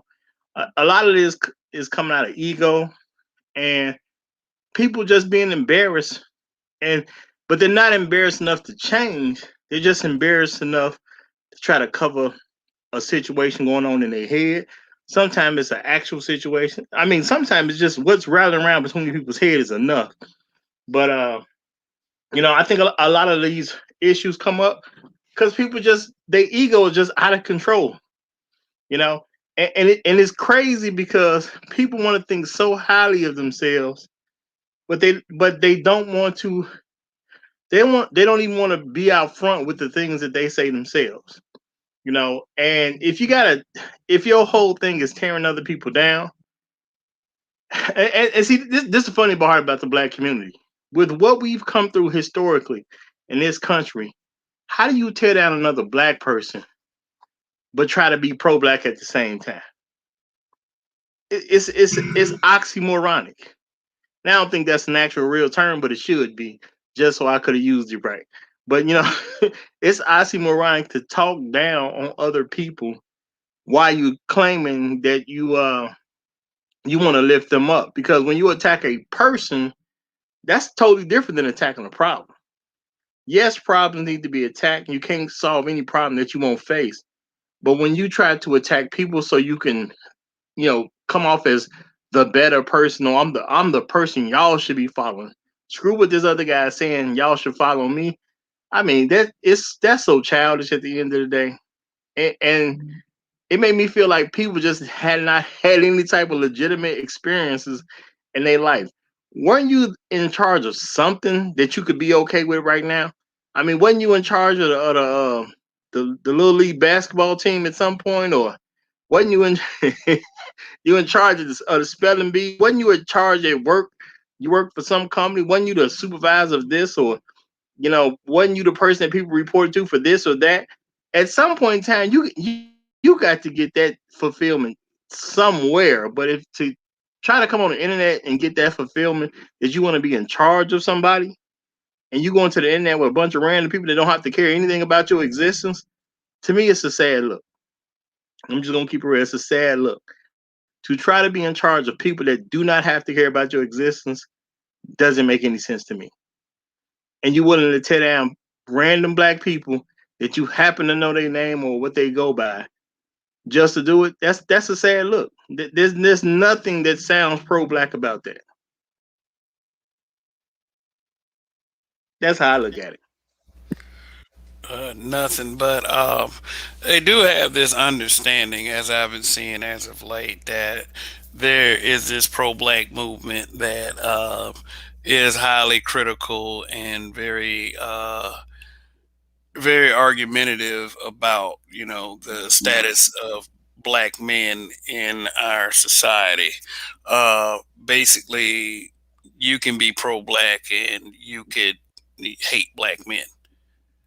No one is, how many people been held accountable for real for criticizing and shitting on black men, besides the efforts that the black manosphere has been making. Basically, nobody. I mean, that's American culture. At the end of the day. Yeah. Shout out to Ray Alexander and JB Mega Montana. Ray Alexander, I have been getting your emails, sir. By the way.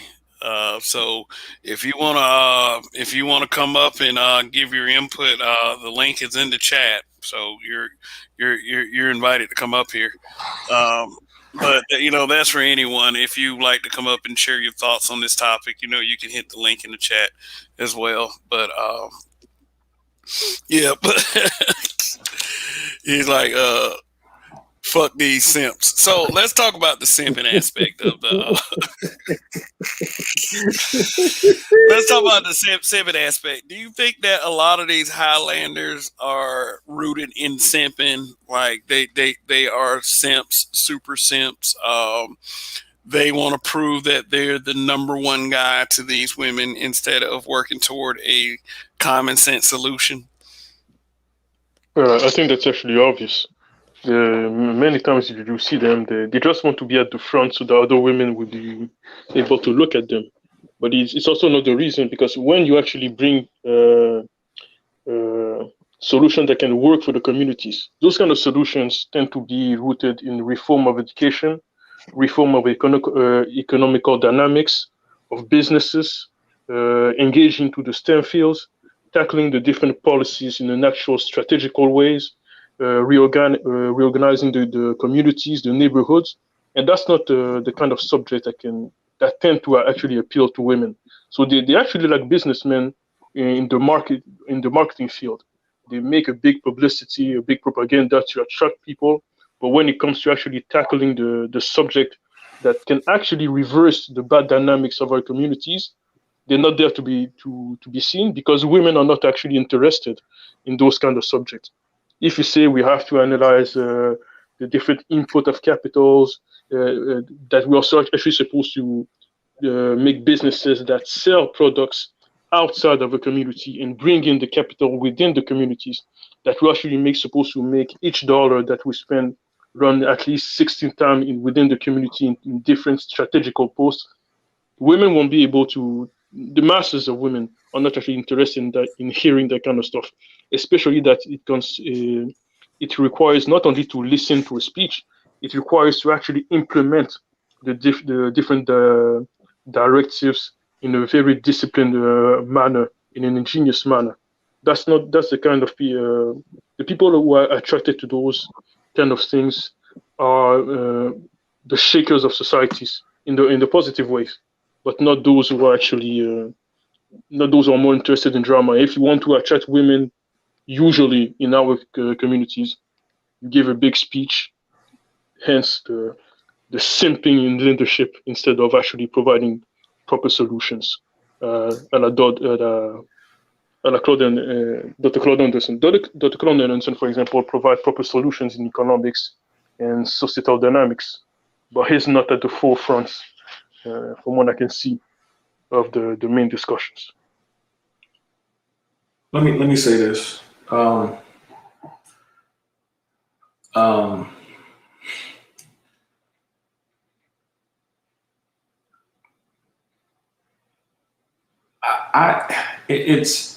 it's easy to say that these simps might, that they don't like the men. Um, that's easy. Um, but I think it's even on. I think it's more the other side. I think it's actually that they don't like the women. Um, it doesn't affect the simp dude doesn't affect men. You know what I'm saying? It affects the women more because if the simp can convince the woman that he's right, then the only thing he's going to do is lead that woman down a path of destruction.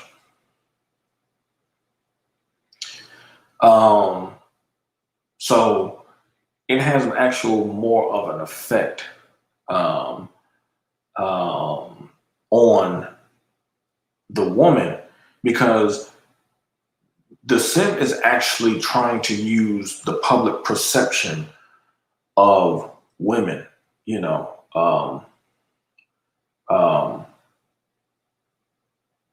as an ally to actually weaken the stronger man. So he there's nothing he can do for the woman. You know what I'm saying? I mean, that's part of his purpose. Like, I mean, he's supposed to be able to lead her. How's he going to lead her if he's incompetent? So, yeah, he might be trying to move the competent man out the way, but his main goal is the woman. Because if he can spit that game and the woman buys it, he can basically run through her for nothing. He don't have to be competent. He doesn't have to produce at all. So yes, it is simping, but it's not simping for the purposes of trying to just knock the dude out the picture. Yeah, like that can happen, but his main goal is to isolate the woman. And let me give you a prime example.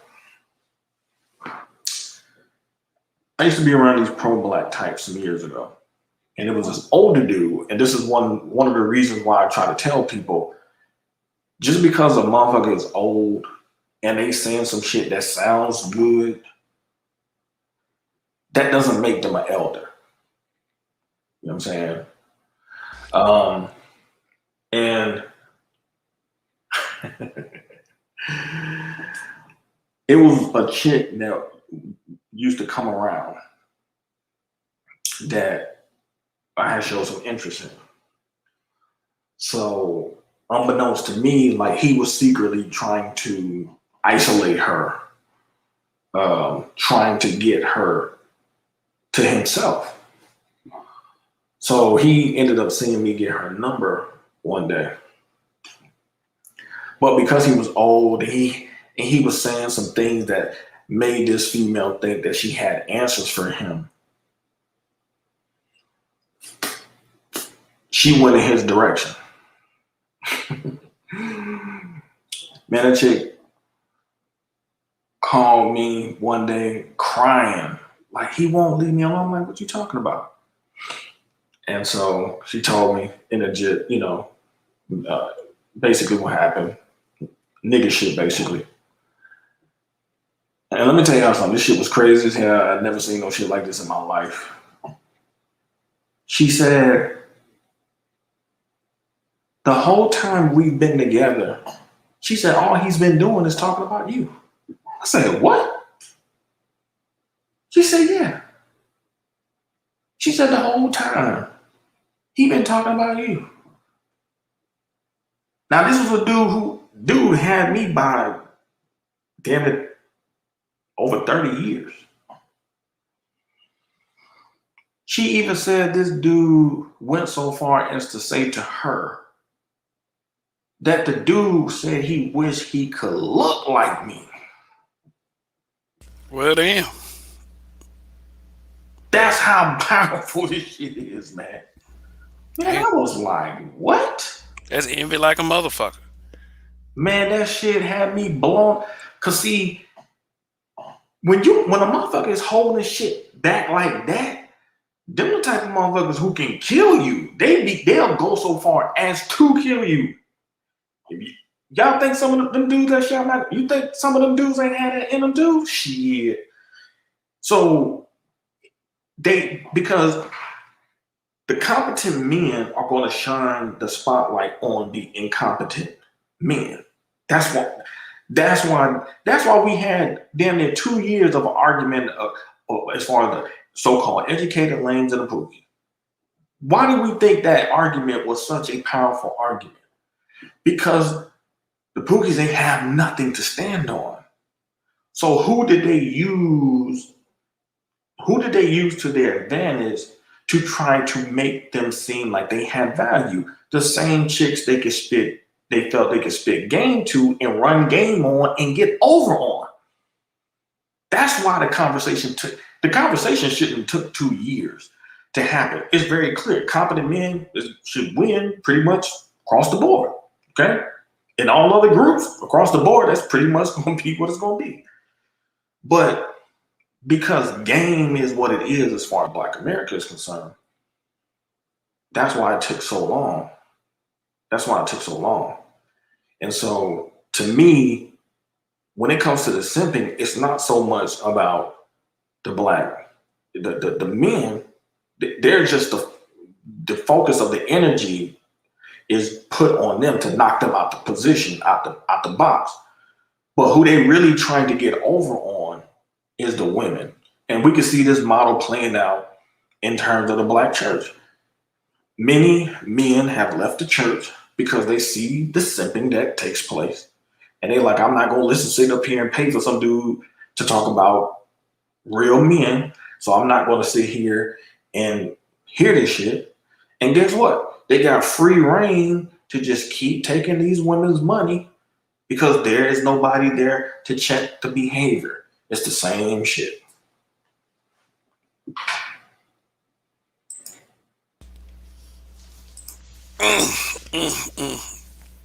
Spitting facts. Well, anyway, yeah, I got 48 likes in this piece, which is, that's very good. I appreciate, the love. But if you haven't, please press the like. The title of this particular broadcast is Highlander Complex 2, the Simpin-ing.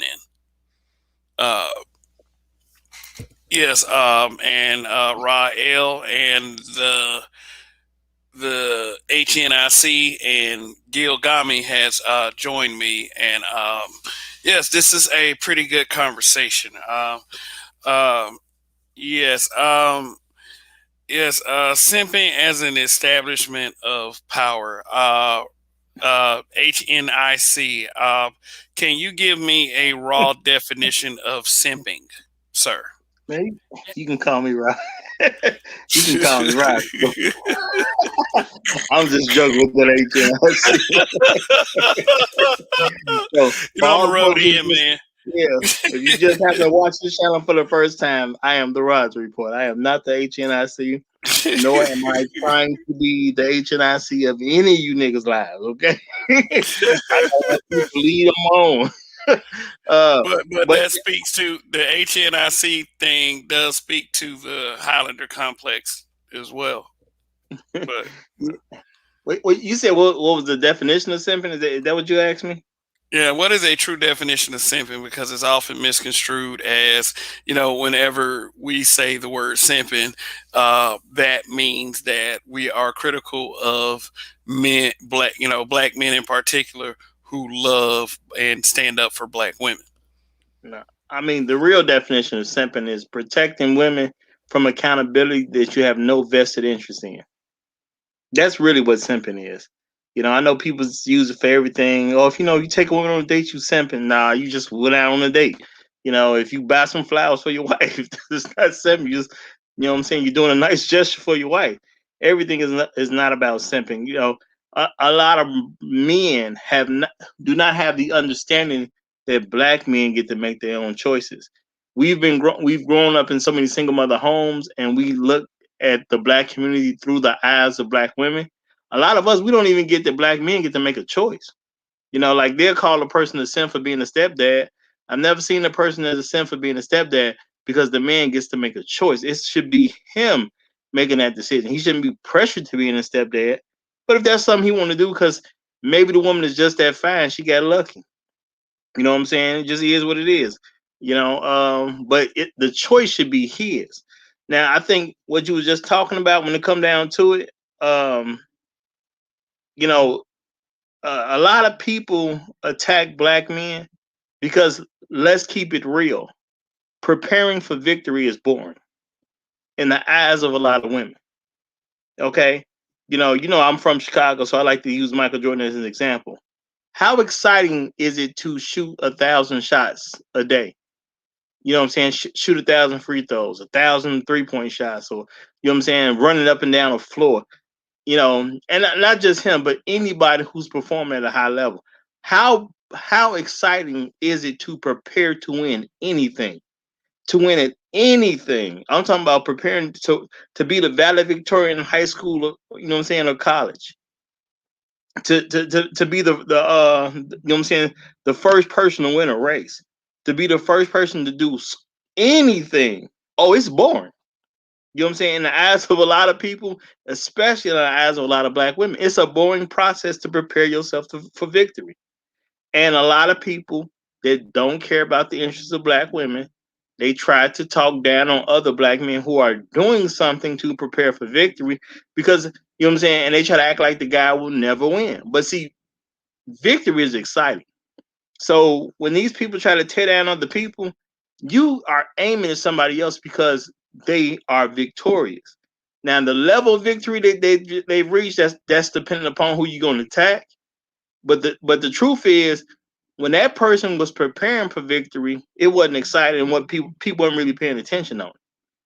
A lot of us, we get caught up in the emotion of victory, but we don't want to deal with the process of what it takes to be the victor. And as long as that's being pushed in the black community, which is truly being pushed by white folks to black folks, well, not, let me say that better. It's being pushed by white supremacy to black folks, because all white folks ain't white supremacists, but that's a white supremacy idea that's been pushed to black folks. And too many of us have accepted it, and we're still repeating this. The same way back in the day when a black guy came to the table, they'll talk about shenanigans. When a black guy walks away from the table, they'll talk business. That was a normal practice in restaurants back in the day.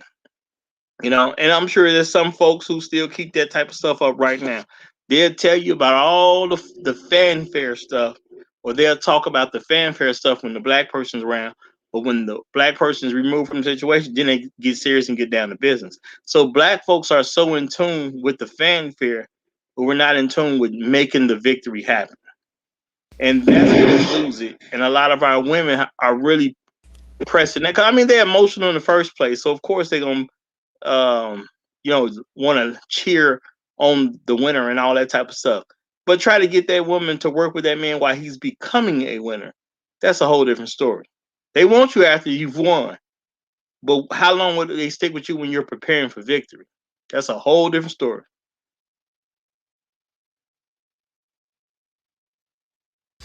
Yeah, it's funny you should say that because I remember a skit from Saturday Night Live a long time ago.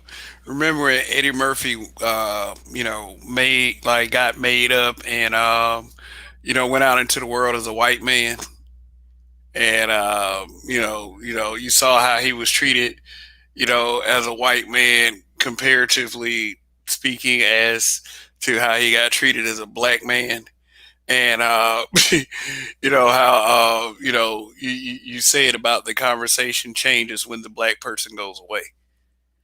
Black people are so used to the glitz and the glamour and the fame and the fuckery aspect and what shine and what glitters, and they don't want to do the boring work that it takes to get to that point or focus on the boring aspect of it. Yeah, it's like productive things that are productive and ultimately is for the greater good usually are boring. You know, it's it's cool to dabble into the fun fuckery type stuff, but that's short term gratification. What does that really get done at the end of the day? Uh, but here's one thing I do notice about Highlander types: when they are losing, they will default to fuckery. And once they can get two or three more people on board, like, encouraging the fuckery, then the conversation is derailed and it's nothing the smart guy can get across at that point. It's a really dubious technique, and I'm sure that anyone that has been in a debate or back and forth discussion on social media has experienced this. There'd be a guy, I mean, albeit that it might actually be a simp that's trying to derail the truth and keep the truth from coming out. But you're making your points. They come in, start calling names, and then all of the overweight biscuit bacon baby mamas, if they do that, they start, oh, you so crazy, oh my god, and then negatory just ensues and conversation over with. Can't get anything across. By cutting you down like that, it nullifies your ability to shine in that moment if the shining means that something gets fixed. And the default to fuckery is usually what your average simple minded person uh, does go for. The simple minded inward, rather. They easily go for that. So they're actually used by these Highlander types to derail everything. Right. Well, I think there's a little bit of a more self love needs to be there. And I know a lot of people don't think of it this way, but as a man, do I want to talk about another man, or would I rather talk about myself? I like me. You know what I'm saying? Now, I didn't even realize how powerful this was, but this was an actual conversation I had. I'm trying to think, was this earlier today or was it yesterday? But people were talking. They asked the question: if you could live your life over again, who would you want to come back as? Now, a lot of people, of course, they said different names of famous people, rich people, and all that type of stuff. Now, me, I said myself. Yeah, I don't. Yeah, I would come back as myself in a heartbeat Me because too. that right there, not wanting to come back as somebody else, that really up front shows a huge dissatisfaction for what you have done personally with your life. You know, I mean, Like, my thing is, I get picking somebody else because you see the glitz and gamma, and whatever it is that you see them in, and whatever value you see in that particular person. But man, I kind of like me a whole lot, and I love myself. So I just actually cannot even conceptualize picking another person other than myself. I just can't do it.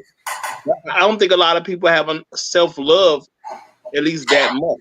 And I'm not saying that to be arrogant. It's just realistically, with everything that I've lost and everything that I've gained in life, I can't see myself wanting to be somebody else. Right. I don't think a Highlander loves himself like that because he got somebody else's name in his mouth. Right. They're constantly they're really projecting their own insecurities and failures on the other people, so they don't actually have to deal with those particular failures. And you know, it's no different than when we were in elementary school, middle school, high school.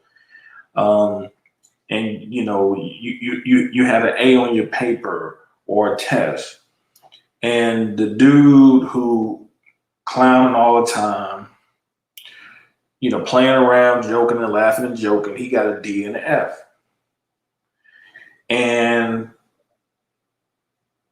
he would try to focus his insecurities and failures on you when you made the good grade, because he wanted you to feel like you was in the same boat with him, but you weren't. That's going strictly off of study habits, the information that you retain. Well, more than likely, he didn't study. You know what I'm saying? Off task all the time, laughing and joking in class. He got out of the test what he was putting into the test, which was no study time. But to make himself feel better, he would try to, clown you for being some old nerdy type or some,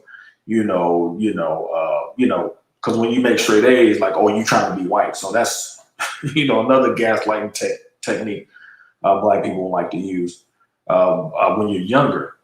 And so, but that was because the fear of being left behind, that fear of missing out starts setting in.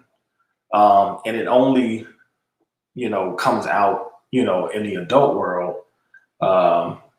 through, heavy gaslighting, trying to, what better wolf in sheep clothing can a person wear who's a failure than to wear something that says they want to save you?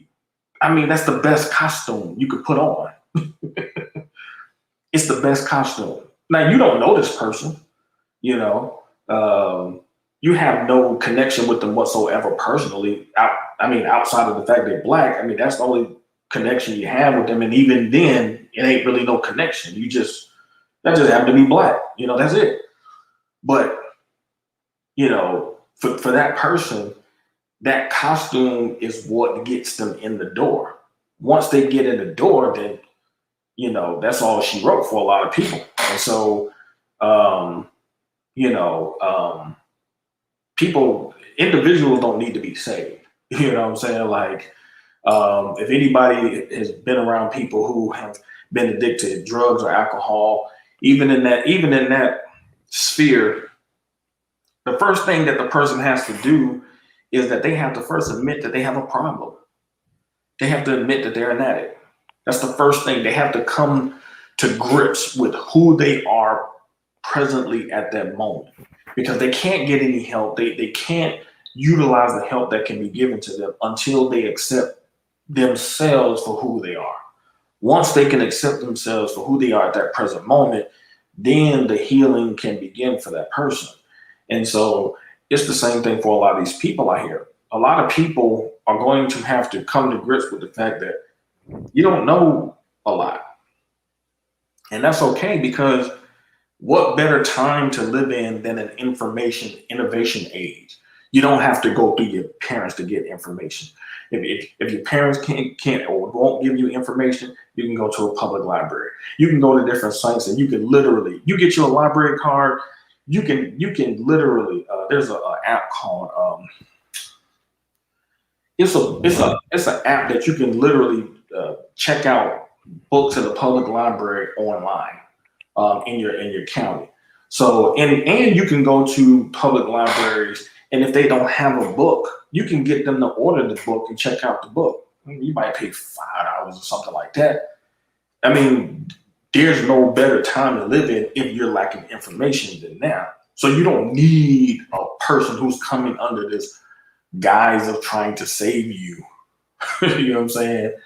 And they're giving you some information when you can go out here and get the information for yourself. I mean, literally, information is literally at your fingertips. So these people are pretty much, they're really obsolete, to be honest. Like they're obsolete. They don't have a good track record. You don't see no pro-black banks. You don't see no pro-black hospitals. You don't see no pro-black like schools are here like that.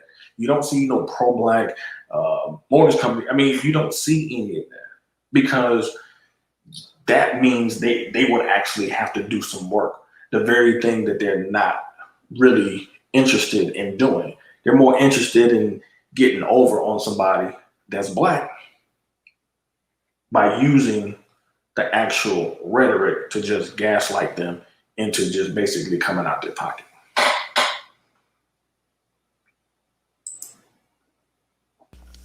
Okay.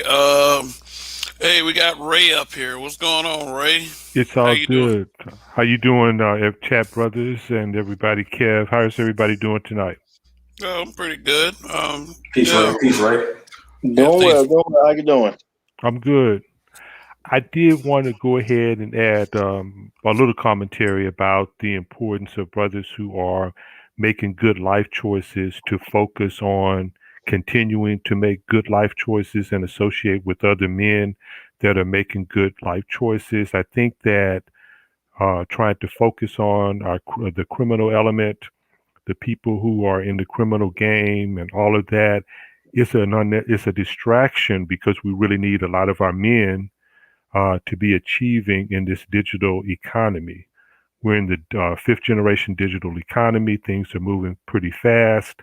And we really don't have time to invest in people who want to be criminals, who want to be slackers, who don't want to contribute to the productive development of themselves or our people politically and economically. And so that's why I am a compassionate person for the people who are doing right. But a lot of these people who are out here giving these negative rogue images of black men are not committed to any type of real serious social, economic, and political development. They are selfish in their criminal activities, and what they do is buy the trinkets of the system anyway and then get locked up. And we have to spend $40,000 a year locking them up, which precludes money that we could use investing in promising black boys that want to do the right thing. I just want to add that and see what your thoughts were, that everyone's thoughts were about that. Oh, okay, but that isn't that a systemic problem and not a black people problem? Like, I don't see us investing in the criminal element like that.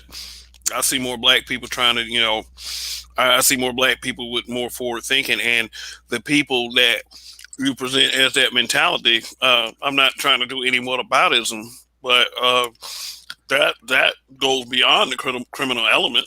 That goes into kind of a self-hate element as well. It's like there are people that try to slow down our progress that are not criminals in particular. Um, I do see where you're coming from. Yeah, no, we should not be investing our stock into the criminal element, but that really starts with the way that we are bringing up our black boys, and it goes back to you know I don't know. I'm more of a preventative guy. I would like to see it prevented. Yeah, I would like to see it prevented, um, but I see what you're saying ultimately. Yeah, right. Uh, but at the same time, try to consider a little bit more, as far as I don't know. I wouldn't try to just throw all of that just on one group of people. I would say. I hear you on that, brother, and I'm hopefully I'm not trying to do that, but I think we have a large group of very good character black men who want to rescue the community, and people who are in that criminal gangster ghetto game type element. They actually want to use good people like that. You know, we've got to get more. We represent less than 6% of STEM. We got to get in that and capture that market, capture those fields for our young men and even middle-aged and older men. We need to get into businesses, and these people that are doing these things, they think that Biden, the last time Biden was in off was the last major crime bill was under a major so-called liberal Democrat. So there might be some harsh penalties for that behavior, but I really think that, you know, a lot of these people, they're taking a lot of attention from us investing in our in black boys and ourselves because people will defend. You know, a lot of us have grown up in modest circumstances, and for a variety of reasons, we decided to make better life choices. And once we tell them that it's institutional racism as the reason that they had to sell crack cocaine, then anything they'll use anything on that because most people don't get into criminal enterprises anyway. A lot of people join the military, went to college, went to trade school, started their own businesses, and never considered the criminal element. But it's a really bad image for a lot of black men to be considered rogues and criminals. And I believe that a lot of this strong police surveillance and very stern policing is related to the very negative image of the rogue black male, the violent criminal. And for the good men who are law abiding, that's dangerous for them. Well, I think that my view is this. To be honest, I'm with you. I believe that the derelict class of black people take up way too much goddamn airspace in black America, number one. Because the talented black people it makes no sense for us to have to hear, like, I got it. I was in my 40s when I heard about Robert F. Smith. My 40s. I had never even heard about this guy. I can hear about Jay-Z. I can hear about 50. I can hear about these types. And no dissing them, shout out to them and their success from where they came from, because those are some very, very tough odds to come from to get to that level. But the black story shouldn't have to be a ghetto tale of surviving bullets, crack, and shit to make it be authentically black. You know what I'm saying? There are black people who have 3, 4 generations of doctors who have gone to Howard Medical School who have represented their families very well. We need to know those people. Right. Right. Let me stop you for a second. I remember you explaining this like this on another broadcast, and a certain young man got triggered by it. I don't. But I was wondering, did you remember that particular Oh yeah, moment? I But remember. I remember. yeah, Yep. yeah, but yeah, this thing about our image, we do gravitate toward the lesser images of ourselves, like like you mentioned, like the entertainers and and I think that's where Ray is coming from. We need to be a people that promote and encourage a culture of productive men. And from what you're saying, Rael, there's already a culture of productive men that are not being promoted. So yes, Right. both do need to be done, and we do need to understand that there are not just those loser types out there that that have so much emphasis placed on them. Because the reason why I'm saying that is precisely because for so many years, so many of the women in the group have used this talking point to say they don't have any respect for black men when it's convenient. You know what I'm saying? You don't respect black men, but you're over here with this thug. You know what I'm saying?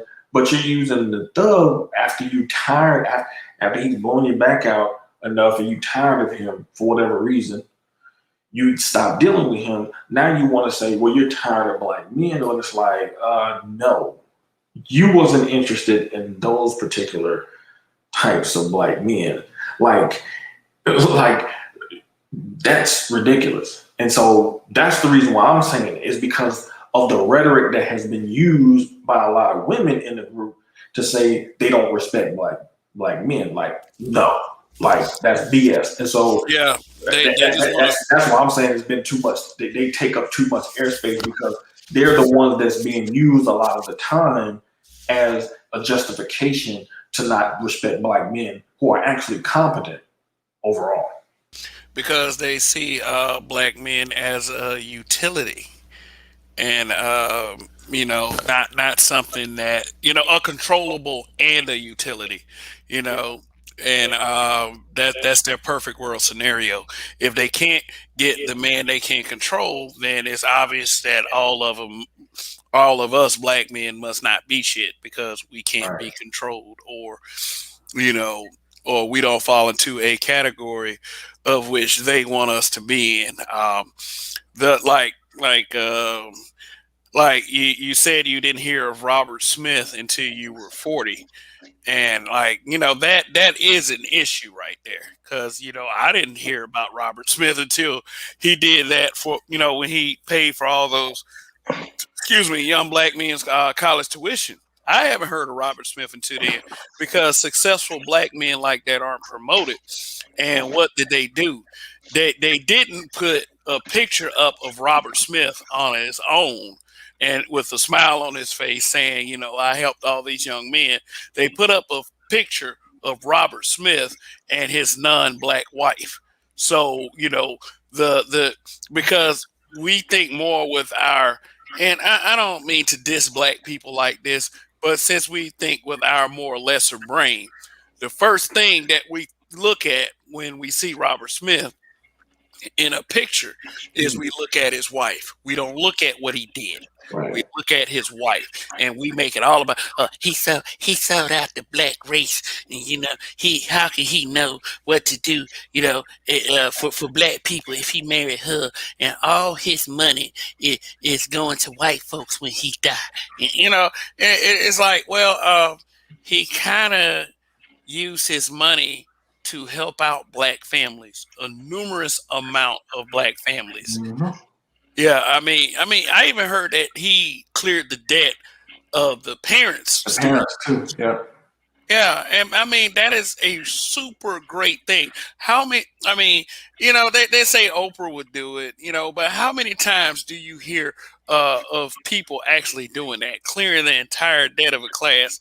And then it wasn't even like Robert Smith should be known as the man who helped the black community in that way. Instead, Robert Smith is simply known in these lower vibrational social media circles as another dude that worships and praises white women.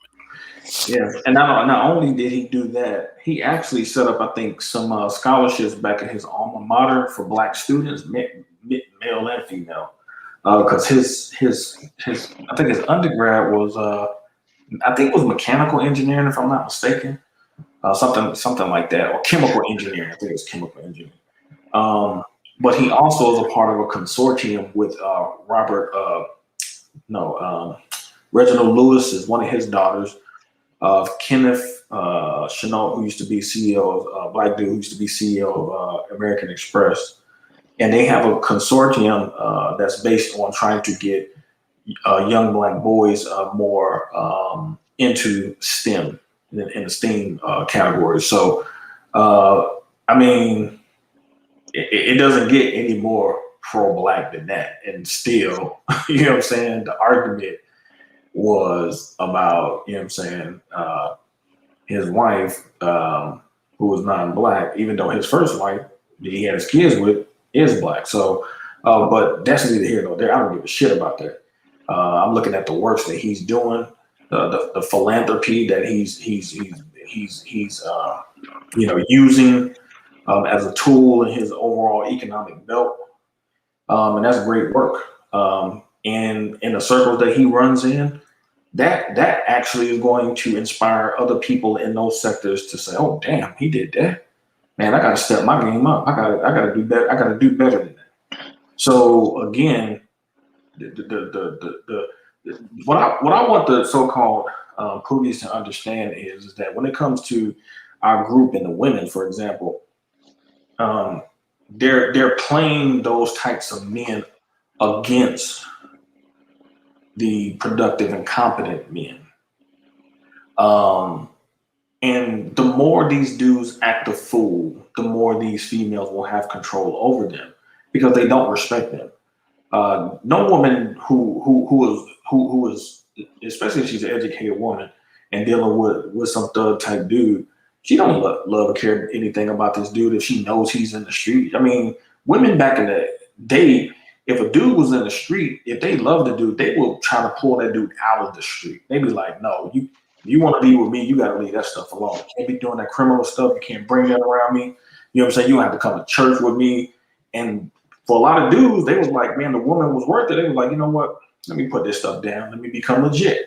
And so they have no respect for them.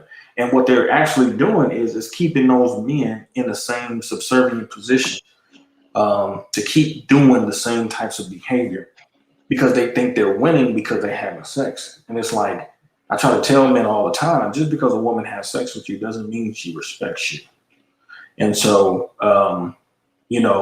you become a productive man, like sex is not an issue for you at all.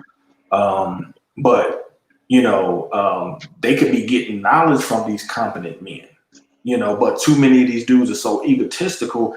So some of these dudes is too proud to pull some of these competent men they see in these circles and pull them to the side and say, "Hey man, I want to ask you some questions. I like that stuff that you've been talking about. Can you give me some more information on that and how I could possibly pursue that?" I'm pretty sure most of the men in these circles that's competent and productive, they would be like, "All right, cool. Here's the information. There you go." Like we not hating on any black men to be productive. I remember when I was on when I used to be on Facebook, this one dude, he was telling the story about his homeboy. He was a Madden king. He smoked weed all the time. He didn't, he wasn't working. Just lazy. He said his girl was educated, going to work every day. He said, man, as soon as his homeboy stopped smoking the weed, as soon as he cleaned himself up, got a job, as soon as he got in school, he said, man, that chick kicked that dude out. Just to go to show you what I'm saying, like many of these females cannot even get a dude outside of the fact him being incompetent. You know what I'm saying? That's the only way they can actually get the particular dude. Or a lot of people don't even understand that. They thinking it's the game that got them, and it's not the game. It's the fact that, like Roger said, like you're in a compromised position. Yeah, that's how she exactly. Yeah, they don't want the competent guy because the competent guy got a measure of control over his own life, and the more control he has, they feel the less control they have. Right. And then it's funny to me that you say that as soon as he started to do things to improve himself, then she kicked him out. Right. Yeah, but let me go ahead and read this super chat. Thank you, Son. It's Hot Raw. Says BW have forfeited any right claim to pocket. Watch black men at the moment they forsaken the productive black men in their prime years. Yeah, absolutely. I agree with that. But Donnie, what's going on? Donnie's up here. Long live the habitual line steppers. Long live the habitual line steppers, bro. Yeah, I just caught the show. I seen you doing a redo of last night, or part two, should I say? So I just told them to see what's part two. Yes. Hey, Donnie, can I make a comment? Because I'm finna bow out. I got to start preparing myself for Go for it. rest. Okay, 'cause I got to get up in the morning. But I just want to say, based on what y'all was just talking about, y'all notice how black women, you know what I'm saying? If they can get them a dude making 150,000 a year or something, well, I mean, any dude at six figures or better that'll look out for them. They love it if they'll look out for them. But if he won't do exactly what they want him to do with his money, he's still a problem in himself. But then they'll love a guy who's sitting on the couch and not doing nothing, just as Rael talked about that one particular guy, the Madden King that he mentioned. But they can't stand the guy who make about 30,000. And why am I saying 30,000? Because 30,000 is just enough where he can't really give you the life that you want to have, but you can't control him because he make enough money to handle his own weight. You know what I'm saying? So, you know, as guys make more and more money, it's even worse. But they can't stand a guy to make about $30,000. So if you catch him making 15, 20, 25, you can tell that dude all day long what to do. But he hit about 30. A lot of people making about 30,000 a year, they gonna get their own place. You know what I'm saying? They might not get a luxury car or something, but they can get their own little ride to go here and there. They can make a lot of stuff happen. So they really can't stand a guy in that position. So that's just funny to me. You know, you can't stand him when he make just enough where he can't spend it all on you, but he make enough to not listen to you. All right, y'all take it easy. I'll see y'all in the morning. For those who gonna check me out, shameless plug, the Roger Report or the Roger Report 3. I'll see y'all tomorrow morning. All right, take care, Raj. All right, Roger. Thanks for coming by once again and offering your presence, sir. Always appreciate it over here. Yeah, but Donnie, what's going on, bro? Man, gotta work early in the morning, so I just stopped by to show my presence that I'm here. But yeah, just wanted to hear the convo. Y'all can chop it up. I'm gonna sit in the background.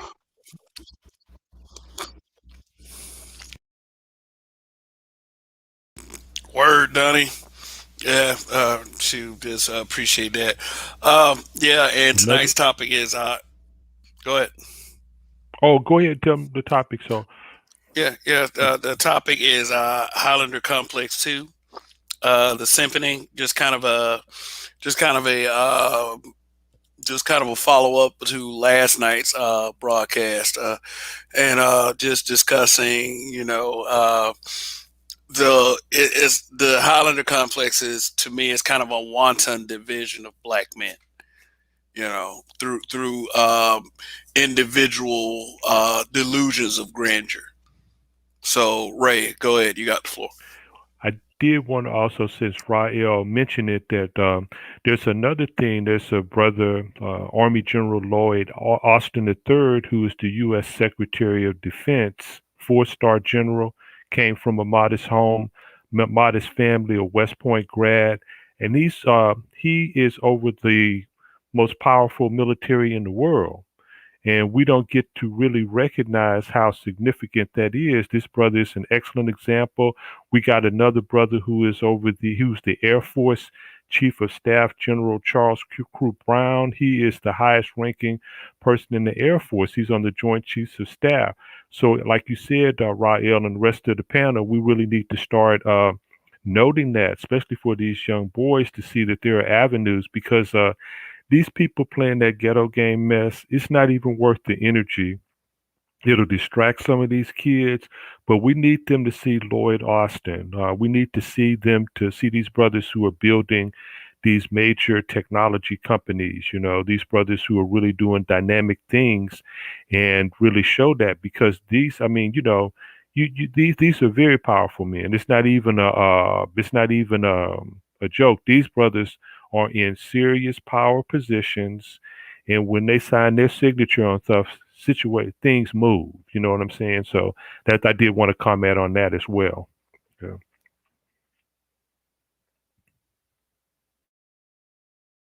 Well, when you want to look at brothers that have done things. You can look in this space right here.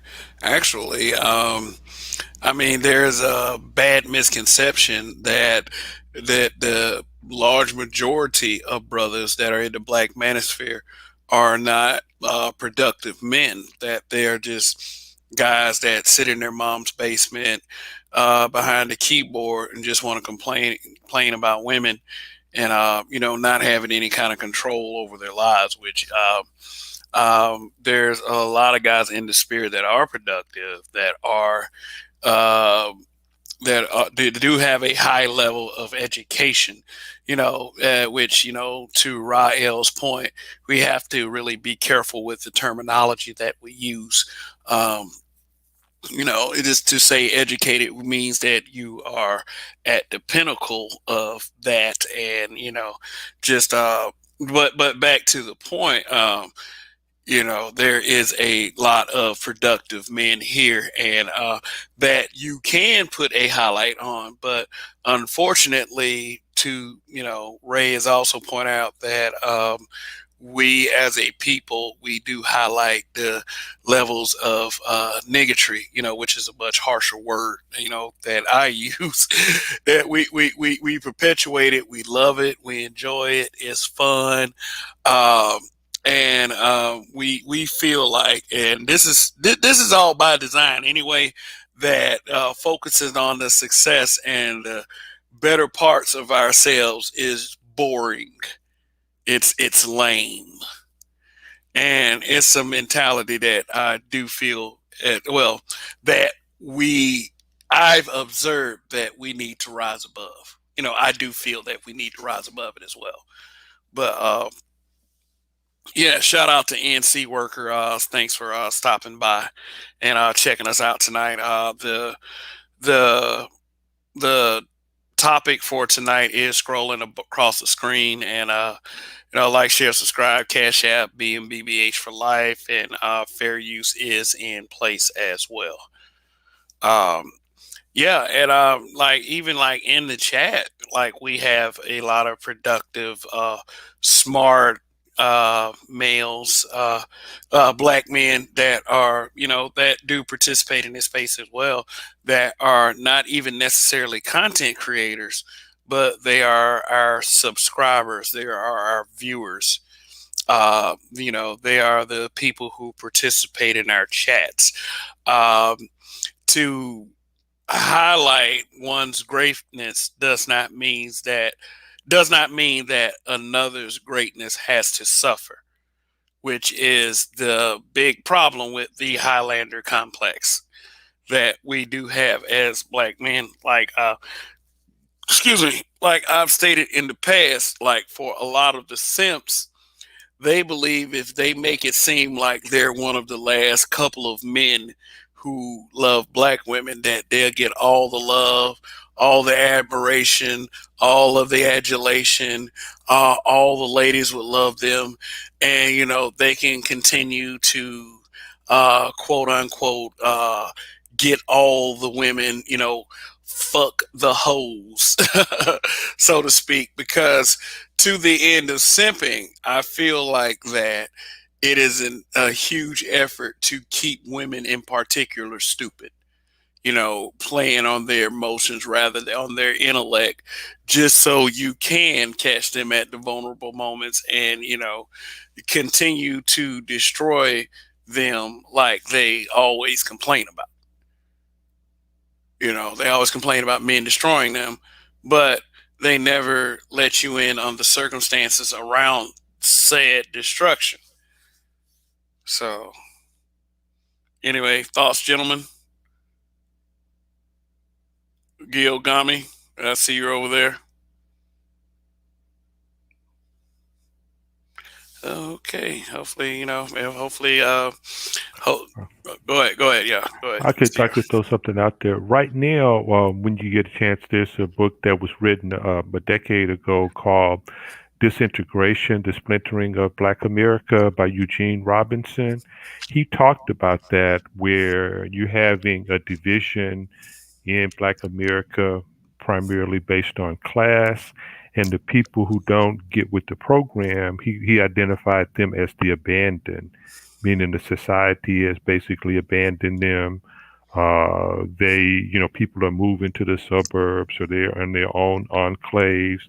They're working at higher level careers and they only interact with them very limited. And right now with gentrification, that may marginalize them more. And then this COVID. So that's one thing that what your comment kind of brought to mind to me is that it's necessary to get in to to develop, as you said, your best self, get into this technology, understand what's happening right now, and be a part of this because things are moving pretty fast and we're becoming a more class stratified society.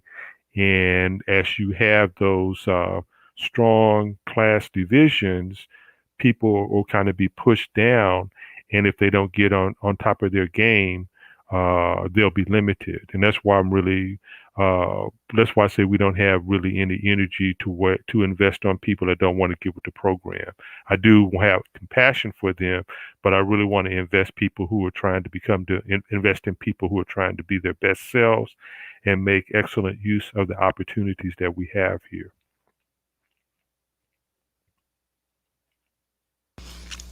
Oh yeah, oh yeah. And as long as you're living and breathing, you always have the opportunity to do such. But I hear people speak like that, and just to say that we should not waste our time on the vagrants and the dregs in our society. In what ways do you feel that we waste our time on those people, Ray? Okay, I'm back. Yeah, I think by even defending them, I think that by saying that they had a lot of people had a hard life. Most people didn't grow up rich. Most people didn't grow up with the best parenting. They made the best. But a lot of these people, man, the imagery, especially as I think Rael or someone, Sir Anthony said, about that gangster rap imagery. All of this has an impact on how all black men are perceived. And like some people like Kevin Samuels talks about imagery and things like that. Even when you're a good guy and you might be having a really legitimate business, is doing your thing, those images, I think, in my view, and I'm sure that there's research that we can find to back it up, is why there's this harsh policing and surveillance. So, like when I hear good brothers here defend people who are not trying to help do anything productive. There was a brother who was he's out of Philly. He was interviewing a guy out of Illinois. Both of them were formerly incarcerated, and the brother out of Illinois said, no, out of Ohio rather, said he had fun selling crack cocaine in black communities, and he didn't care about going to prison. So when we have people that say they have fun destroying our communities, I really don't have any time to deal with them. I want to invest in these young black boys to get them in STEM, to get them to have as productive lives. I want to see them emulate Lloyd Austin and also people like the CEO of Worldwide Technology and like Lloyd Austin is the Secretary of Defense. I want to see those boys aim like that. And they can do that. And he's a superb example. And like you said, you have all these business people now.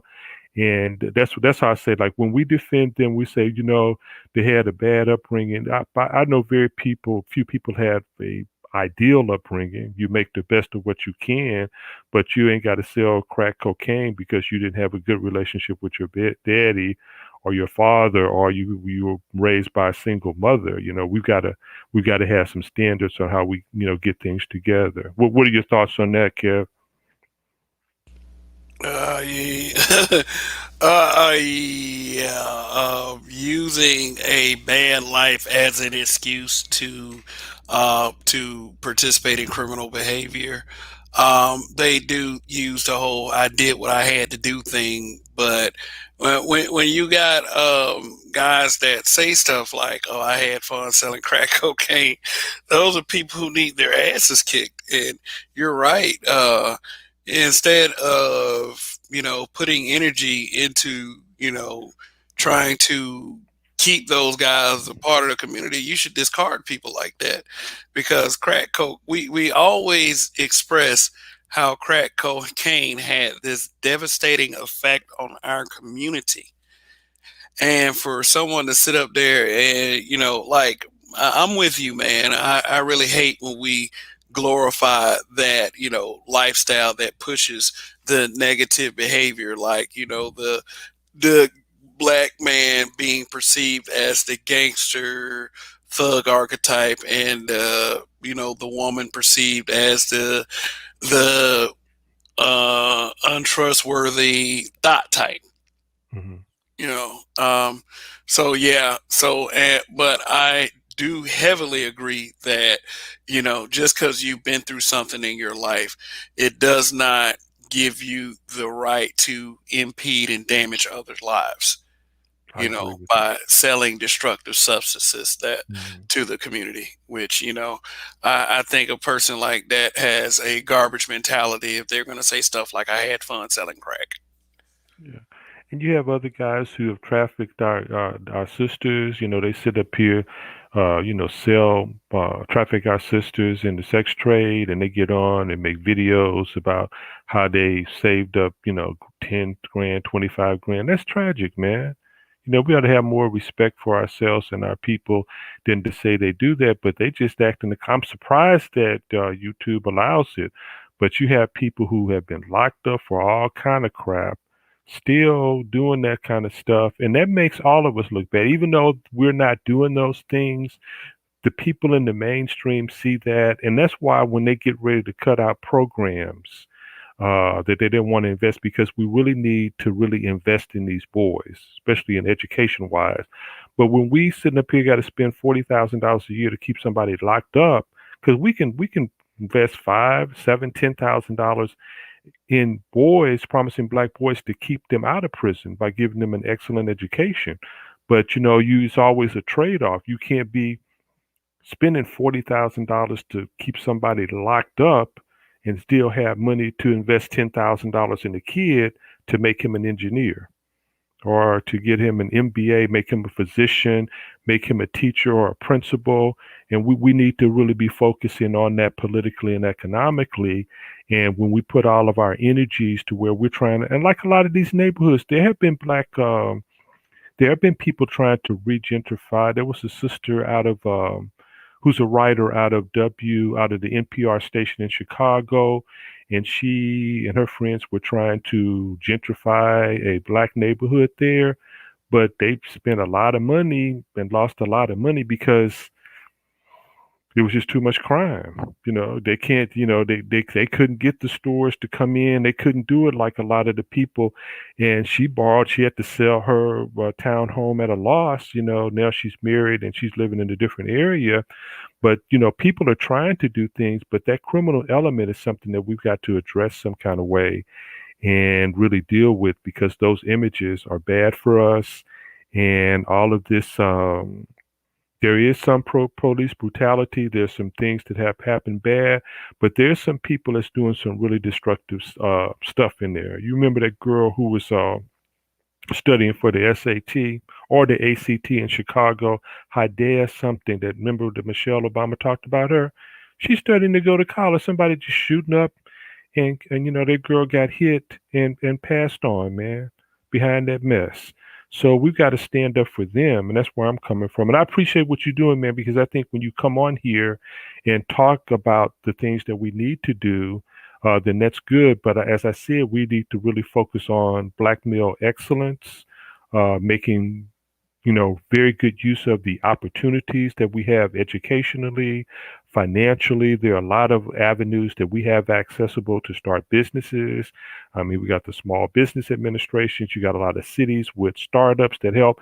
So, and I appreciate what you're doing, and I appreciate you for reviewing my commentary and allowing me to speak as well. Oh, okay. Yeah, it's like you seem to have some positive things to offer up, but I do have a question for you. You keep saying that they're spending $40,000 to lock someone up. Um, don't you think that maybe there's some type of systemic problem that also contributes to that, because as our government has shown us, they can pull money out of their ass anytime they want. But are you suggesting that we ask the government to start investing in the talents of our black boys? Or is that something that we need to take upon ourselves as a community to point them in that direction? Because I trust I trust us a lot more than I trust the government that has given us systemic problems time and time again. Well, I think we need to do both, especially in cities and states where we have large black populations and we got to get control of education. But yeah, if we can, I'd rather us spend like what did Frederick Douglass say? It's easier to build good men or build strong boys rather than to reform broken men. So when people commit this, if there are systemic problems, then participating in criminal enterprises will not help that. So if these people feel that they're rationalizing that, okay, the government is putting crack cocaine in there to harm black people, but you're gonna still sell it? What kind of sense does that make? If you have systemic problems, then you want to avoid being in that loop. But if we can put $10,000 investment in black boys from 5 years old till they graduate from high school, 10 grand a year, and making sure that they're reading above grade level, that their math skills are together, and pipeline them into STEM, we can change that. But like you said, there may be money, but like I'd rather them spend more money on these kids rather than these adults. I mean, I don't know what we need to do, but it's carrying a burden, and it's carrying an image burden for us as well. Because I think that a part of the subconscious, and maybe it is conscious and systemic, when these cops or police officers and law enforcement, when they come down hard, it's not because they have a nice guy choir boy. It is that they're fearing that thug gangster image coming out. And so their reaction is crazy because of all of that. They don't know if you are some rational thinking person that puts your hands on the steering wheel, or somebody gonna say, I'm gonna kick your ass, I'm on meth, or you got a gun. So that's why, and I think that you're correct. It's going to take very good parenting, responsible parenting. We're going to have good moral values and ethical values in the community or village, coming from the church and family and other institutions. And we have to have a government that invests in children for excellence in education, not just adequate education, but superior education, so these kids can come out, go into STEM, and have careers that they can take care of themselves and the family. And I believe we're capable of doing it, but we're going to have to be politically savvy and economically savvy to move in that direction. Yeah, I see what you're saying, but the one thing I will push back on is creating an image that goes against the mindset of outside groups that already have their minds made up. If anything, we should work on our improvement for ourselves, not to clean up something that racists throughout many decades have their minds made up on already.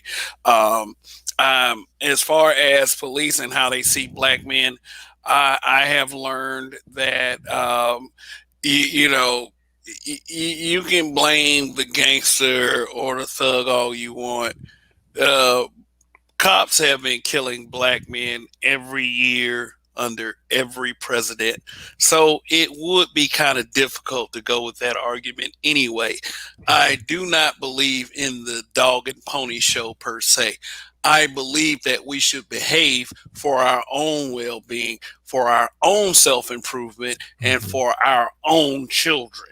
It's not going to, there, there, I mean, and it's like this. I do agree with the image cleanup. I do agree with that. I do agree that we need to carry a better image about ourselves as a people. But what you're going to get pushback on is people are going to think that is like our people, especially, is going to think that's extremely subjective. And I'm not making an excuse for them by Mm-hmm. any way, shape, stretch, or anything like that, because I do believe in the improvement of blacks. but to for what the framing that I hope that is not being presented is the pacification of other groups. Okay, I hear you. I mean, like I hear you. I respect your point of view on that. I hear where you're coming from. If it can probably we're going to get the same results because when we're investing in these children and these especially these black boys and we tell them that we value them and that Absolutely. education is important. Absolutely. Yeah. Because a lot of these black boys, they don't value themselves. Therefore, they don't value human life. They like, fuck it, there's no shot for me. So, hey, fuck everybody else. A lot of our Mhm. black boys do have the attitude. And that is something that we have avoided as a people for a long time. And Mhm. it's had a devastating effect. So, yeah, we do need to institute programs to encourage our black boys. And, I know there's some women that are probably listening out there. Well, what about our black girls? There's a lot of programs that encourage black girls. A lot of them. There's not going to be anything wrong with doing things to encourage our black boys. I remember, back when I lived in my home city of Montgomery, there was this man, very involved in the church. He had this program called the Distinguished Gentleman that he did every year, and it was specifically for the upliftment and the showcase of talents of young black boys so they can instill some kind of self-esteem and value within themselves. I'm not saying that that's the solution every time but we need to start doing more to let our young black boys know that they do have a shot in this life, that is not the end of the road just because you have all these negative stereotypes against you. Yes, show them and highlight more successful black men because they're successful black men all over this place. But unfortunately, we have the stupid ass uh, bullshit that we follow on social media telling you that black men are generally conquered, defeated, and failures. And that usually has come from someone who has deliberately destroyed their own lives. So, Mhm. I hear you. It's interesting you said that you were from Montgomery, and there's two brothers. They're actually Anthony and Frederick Brock. They oh, yeah, developed a yeah, I went to school school. with them. Yeah, You did? yeah, Have you heard about Valiant Cross Academy, the yes, private prep school? yes, They yes. are. That's where they got. That's why I saw that it said it's easier to build strong boys than to repair broken men. They're hitting home runs with this school. These kids are in elementary school. I think they just built the high school. It's college prep in the community. That's the kind of stuff that we really need. So in the South is coming through, man. Those kids are getting internships. They're visiting colleges. They're visiting medical schools, law schools, engineering schools. And those are the types of things that we got to do for those kids and to let them. And that's a private college prep school, but we can invest in the public schools as well. So, yeah, Montgomery got it going on, man. Alabama State. What's the name of the Alabama State drill team? The women. Oh, you talking about the Stingettes? The Stingettes, that's what they call. Yeah, I the know, Stingettes. I know. There's some pretty women down there, man. Oh, So it's all yeah. good. Yeah, yeah. Alabama State University is a real highlight of Montgomery, Alabama. But Yeah, Valiant Cross Academy, that's one of the many examples that there are black men that are out there that are stepping up for our boys. that's true. And they're doing a superb job, man. When I read that article, and I got that out saying, and they're just doing it, and we need to replicate that throughout the U.S., man. And the interesting thing is the white community businessmen came out and funded each one. Those kids are sponsored by businesses, so they do want to. When you're doing the type of good things like that, and they see that outcome, they know that it's better to invest in them young, get them where they need to go, and they'll be a productive person throughout their lives. So yeah, Yeah, good to hear yeah, that. there's absolutely nothing wrong with that. I Yeah, mean, we keep wondering why this ruling class is making things counterproductive for us, but the like not to say that they're a ruling class, so to speak, but other groups will, when they see something positive, yes, they will invest in it. I right. mean, because investing in that talent means that there are people, talented people that'll come work for them later down the line, and give their intelligence and their efforts. But Here's what I would like to propose. We start training our children to stay in our community and make things better for us over here. Is instead of, I mean, and there's nothing wrong with bettering yourself and taking your talents elsewhere and becoming a success. I mean, really, honestly, there's nothing wrong with that, because there is black enterprise, but there's not a whole lot of black enterprise. Okay. And that has been because we have not been very supportive of black enterprise in the past.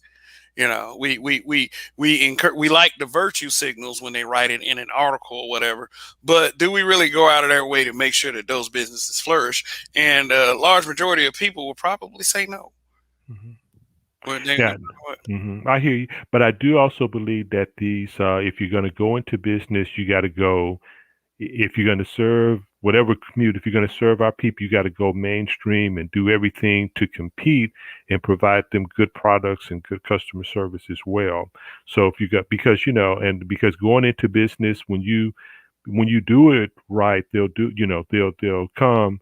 But we can't be slackers for our own. We got to do superb customer service. We've got to have the type of inventories. We've got to provide them, high standards of maintenance of whatever we're doing for them. So it's on both sides. As the entrepreneur, your objective is to provide a highly competitive product or service at a very high standard for the community that you're serving, and then people will come. And also, as a black entrepreneur, you want to cross all markets. You might invest in your community, but if you can pull money from other markets and then bring that and also serve the black community as well, you have more capital to use for the things like a Valiant Cross Academy to invest in that as well. So I hear you on that. Yeah, and not just for educational institutes as well. I would say that a recent example of trying to set a successful image would be the True Kitchen Plus Cocktails restaurant by Hmm. the owner slash attorney Hmm. Kevin Kelly. Okay. Because on the surface, a lot of people thought that he was just a restaurant owner, but Right. this dude is an attorney with an entire law firm. Hmm. And one thing, when I did my broadcast on that a few months back, well, a couple months back, I made sure I highlighted the fact that he was an attorney, Right. and that he employs black attorneys, and Hmm. when he's in his restaurant, he employs black people. Hmm. So that brother right there, Kevin Kelly, is definitely one that has done it for the culture. But guess what? The only thing that a lot of people wanted to concentrate on is the fact that he told women to stop twerking. Hmm. Which is a mentality that I think that we have to break the mentality as well, and not let the mentality poison our children. Because Hmm. I have a 6-year old right now, and I do feel like that because of the way that we carry ourselves as a people, she's going to have a lot of undue challenges in her life. And, if I can do whatever I can from a YouTube channel and in my community to make things a bit easier for her, then, so be it. I'll use that as an effort. But I mean, I'm really like just keeping my fingers crossed because Well, because offering some her, positive fatherly guidance and being there for her, being in her life, you do a tremendous job on that. And that's one of the best things that you can do. You're being in her life, and letting her know that she can reach out to you for whatever, positioning her for success in what she's trying to do. So those are some things that you'll be ahead of the curve. And if she's 6, maybe one of those guys from Valiant Cross Academy will be going to the Naval Academy, and he'll be picking her up when she finishes up at Spelman. When he finished at the academy with his engineering degree. So we'll yeah. see. Yeah, because I do believe that Anthony and Frederick Brock, they are trying to instill some pride in these boys, because I've seen a couple videos, man, and I was filled with pride when I seen the effort that they were put up Yeah. putting up for them. Yeah. And everyone keeps saying that, we need more positive brothers like that. And yeah, I understand that. We do need more positive brothers like that.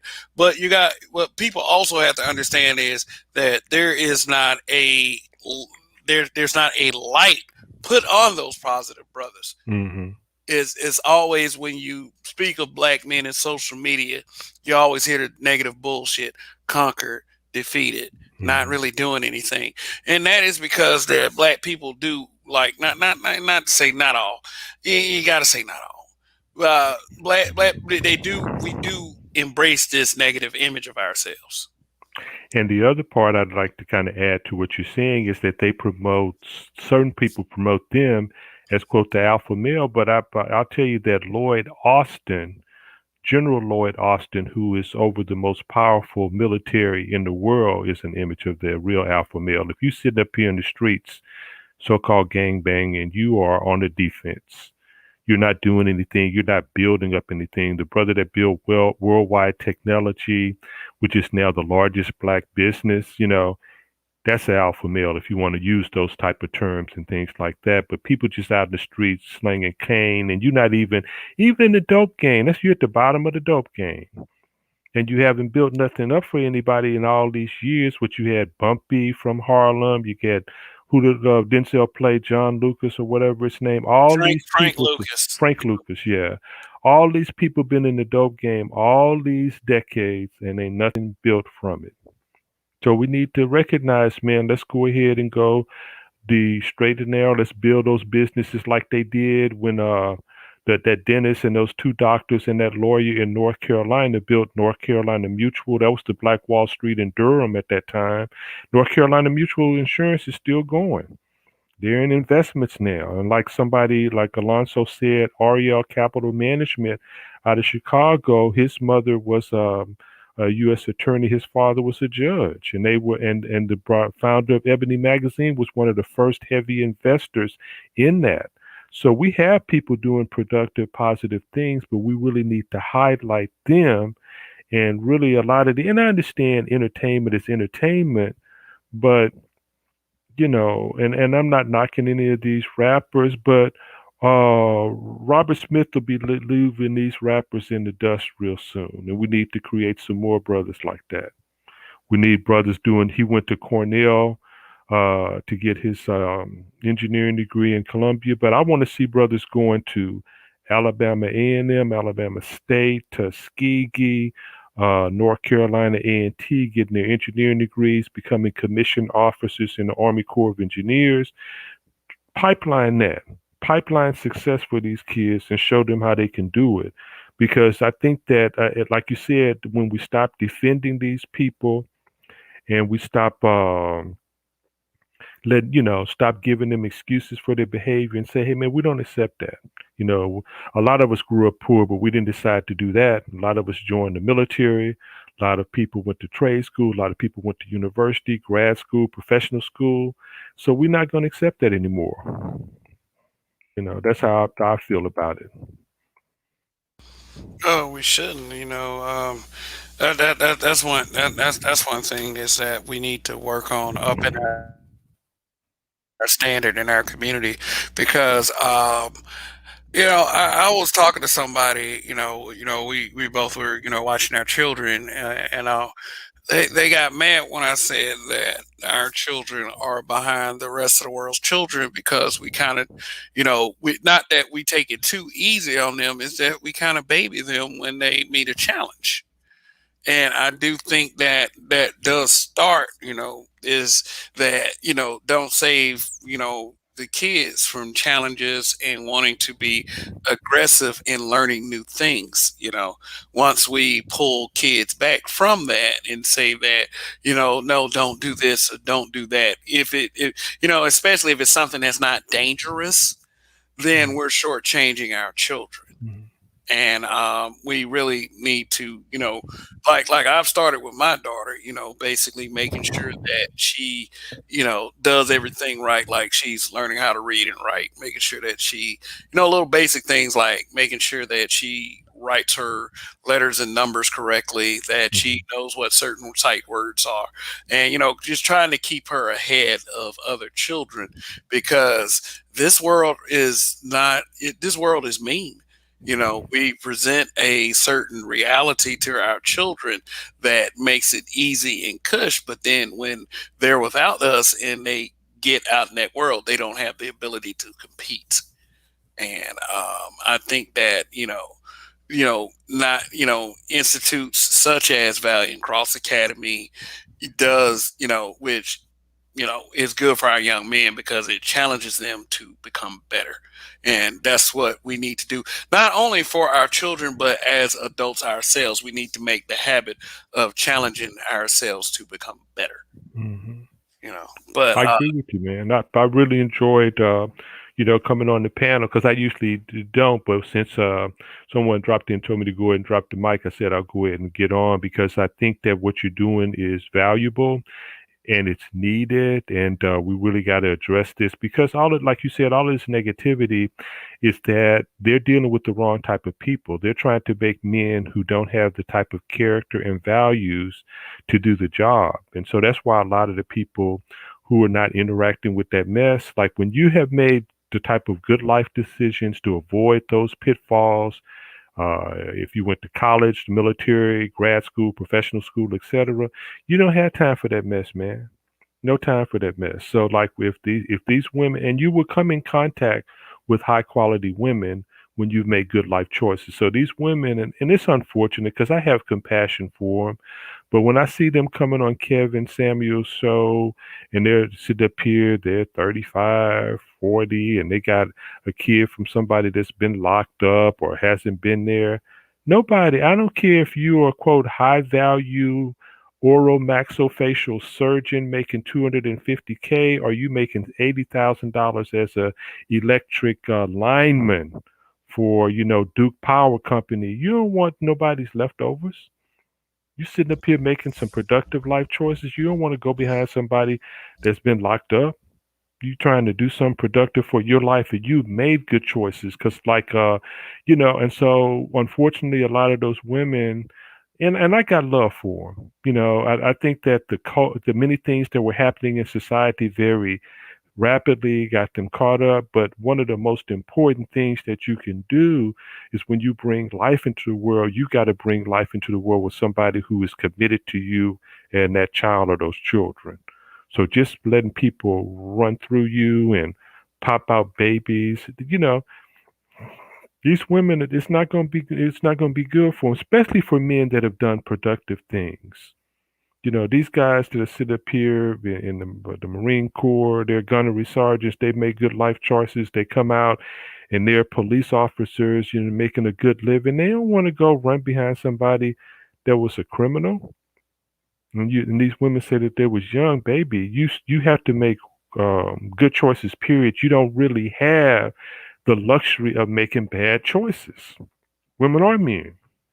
And so I really appreciate you and Roger when y'all come in and talk about this. I appreciate that you allow me to come up tonight, because I think we're going to turn the curve on that. We just have to be careful, and it'll be kind of like it is in other communities where, you have other communities that have people who are, entertainers, they're singers, they're this, but they don't put the entertainer on the same level as they put Jamie Dimon, the CEO of JP Morgan.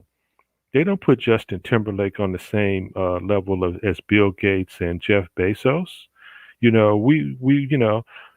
had all these people, and I'm not knocking. What was the brother from California, straight out of Compton, NWA? What's the brother's name? Who was speaking uh, to?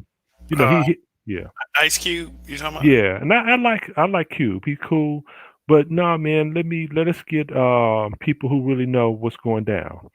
Well, Robert, you know, I'll say that is yeah. that Ice Cube didn't write that contract with Black America by himself. Okay. He had people, scholars involved, and one of those people involved was Dr. Claude Anderson. So Okay, good, good. he didn't like. That's what a lot of people misunderstand. He didn't do this by himself, or he didn't come up. It's not the. I think black people need this and need that plan. He actually put some actual work into it. A lot of people didn't want to hear it because he talked to the Republican Party.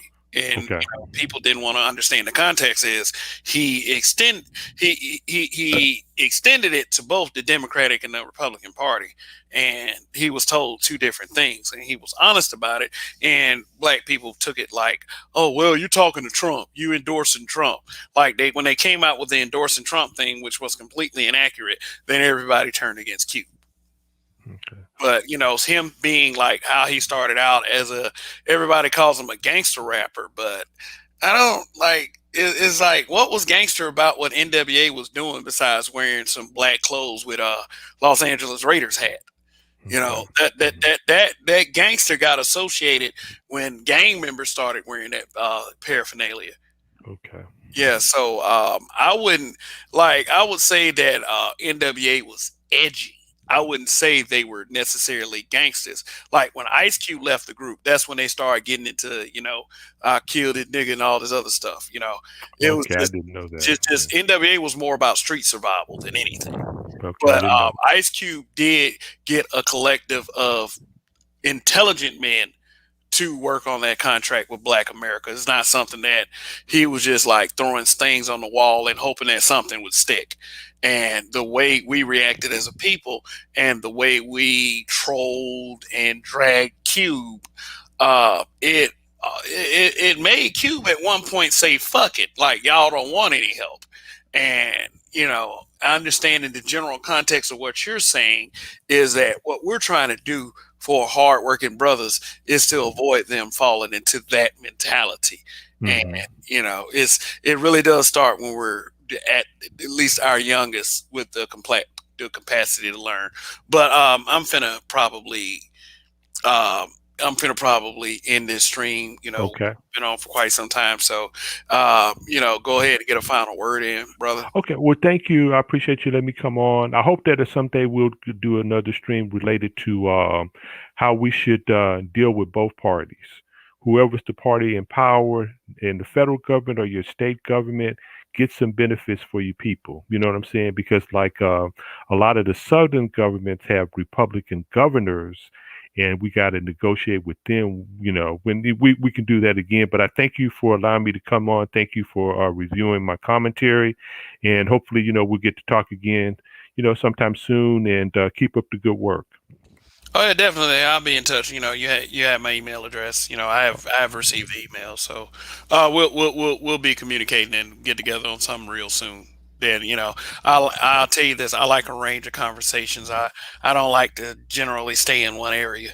Okay. And I try to establish that, even though people do like pick out the combos they don't like and try to say that that's what I'm all about. More intelligent people observe that not to be the case. So I do appreciate you for coming up, and yeah, we will be getting together in the near future too. All right. Well, thank you, and good night, everybody. Have a good night. Thanks, All right, Ray. Take care. All right. You do the same. All right. Thanks for coming up. You're welcome. All right, people. Is this wraps up another Sunday night and another weekend. Once again, I would like to thank everyone who supports. From the people who lay eyes on this and offers a view, to the people who press like, to the people who offers who donates to the Cash App sheet we hear. By the way, thank you for the Cash App. Yeah, but Highlander Complex really honestly is kind of it I know it makes some people feel manly, but it is at the end of the day kind of childish and stupid. It's ridiculous to think that greatness only belongs to a chosen few, rather than to think that as a group of men that it is in us to be as talented, as tenacious, maybe far more talented than some of these other groups that run around here. uh you think about it, black men are trendsetters, and not so much in the entertainment aspect. You have a lot of high value brothers out there that are making a come up, that are becoming these examples. So all we have to do is the easiest thing that we can do, and just pay a little bit of attention. Greatness is like, there are some people that won't be great in their lives, and for a lot of the great ones, thank God they didn't realize that, or they would not have been great. But at the same time, let people be great. Let if there's another guy out there, and I trust me, I feel like that I have the best program in this area. But I do know how I can improve it and make it better. And there are, if there's a YouTuber that is in that area, that is close to my area, that is doing well or better than I am, then so be it. More power to it. The best choice I can make is to step my game up and improve the merit, improve the quality and the presentation of my product, and to build a better product based on my own merit, rather than to take someone down who is red hot. Now, I say that certain methods that people take to try to bring someone down is just weak as fuck. And honestly, it's up to us as a people to set the standard, so people like that will know that what you're doing is wrong and is unacceptable, and we just simply won't put up with it. But unfortunately, for a lot of us, we just got a rotten bunch that we have to deal with. And you know, one thing that can stop us from dealing with that bunch is to think that we can just do it on our own, or we're the only person that is suited for said task. So, I mean, I don't know. Just think about it. What if setting things right just took a little bit of getting over yourself? You take 2 seconds to get over yourself, and you can very well set things in a positive direction. And now, let me leave you with this. As easy as that may sound, some people won't even do that. And with that being said, we as men need to do better. Number one. And number two, I hope all of you have a great week. Be safe out there, because I do want to see you guys, when I come back on Friday. I am the Weekend Warrior. I broadcast every Friday, Saturday, and Sunday night, until further notice. What, you never know what life can bring. So, but I'll be here. So you guys take care. Thank you for all your support and all of your donations, all of your likes, all of your views, all of your subscription. And by the way, if you're watching and you have not subscribed to this channel, please go below this screen and hit that subscribe button right now. And I will see you guys next weekend. Long live the habitual line steppers. In Kev we trust. Goodbye.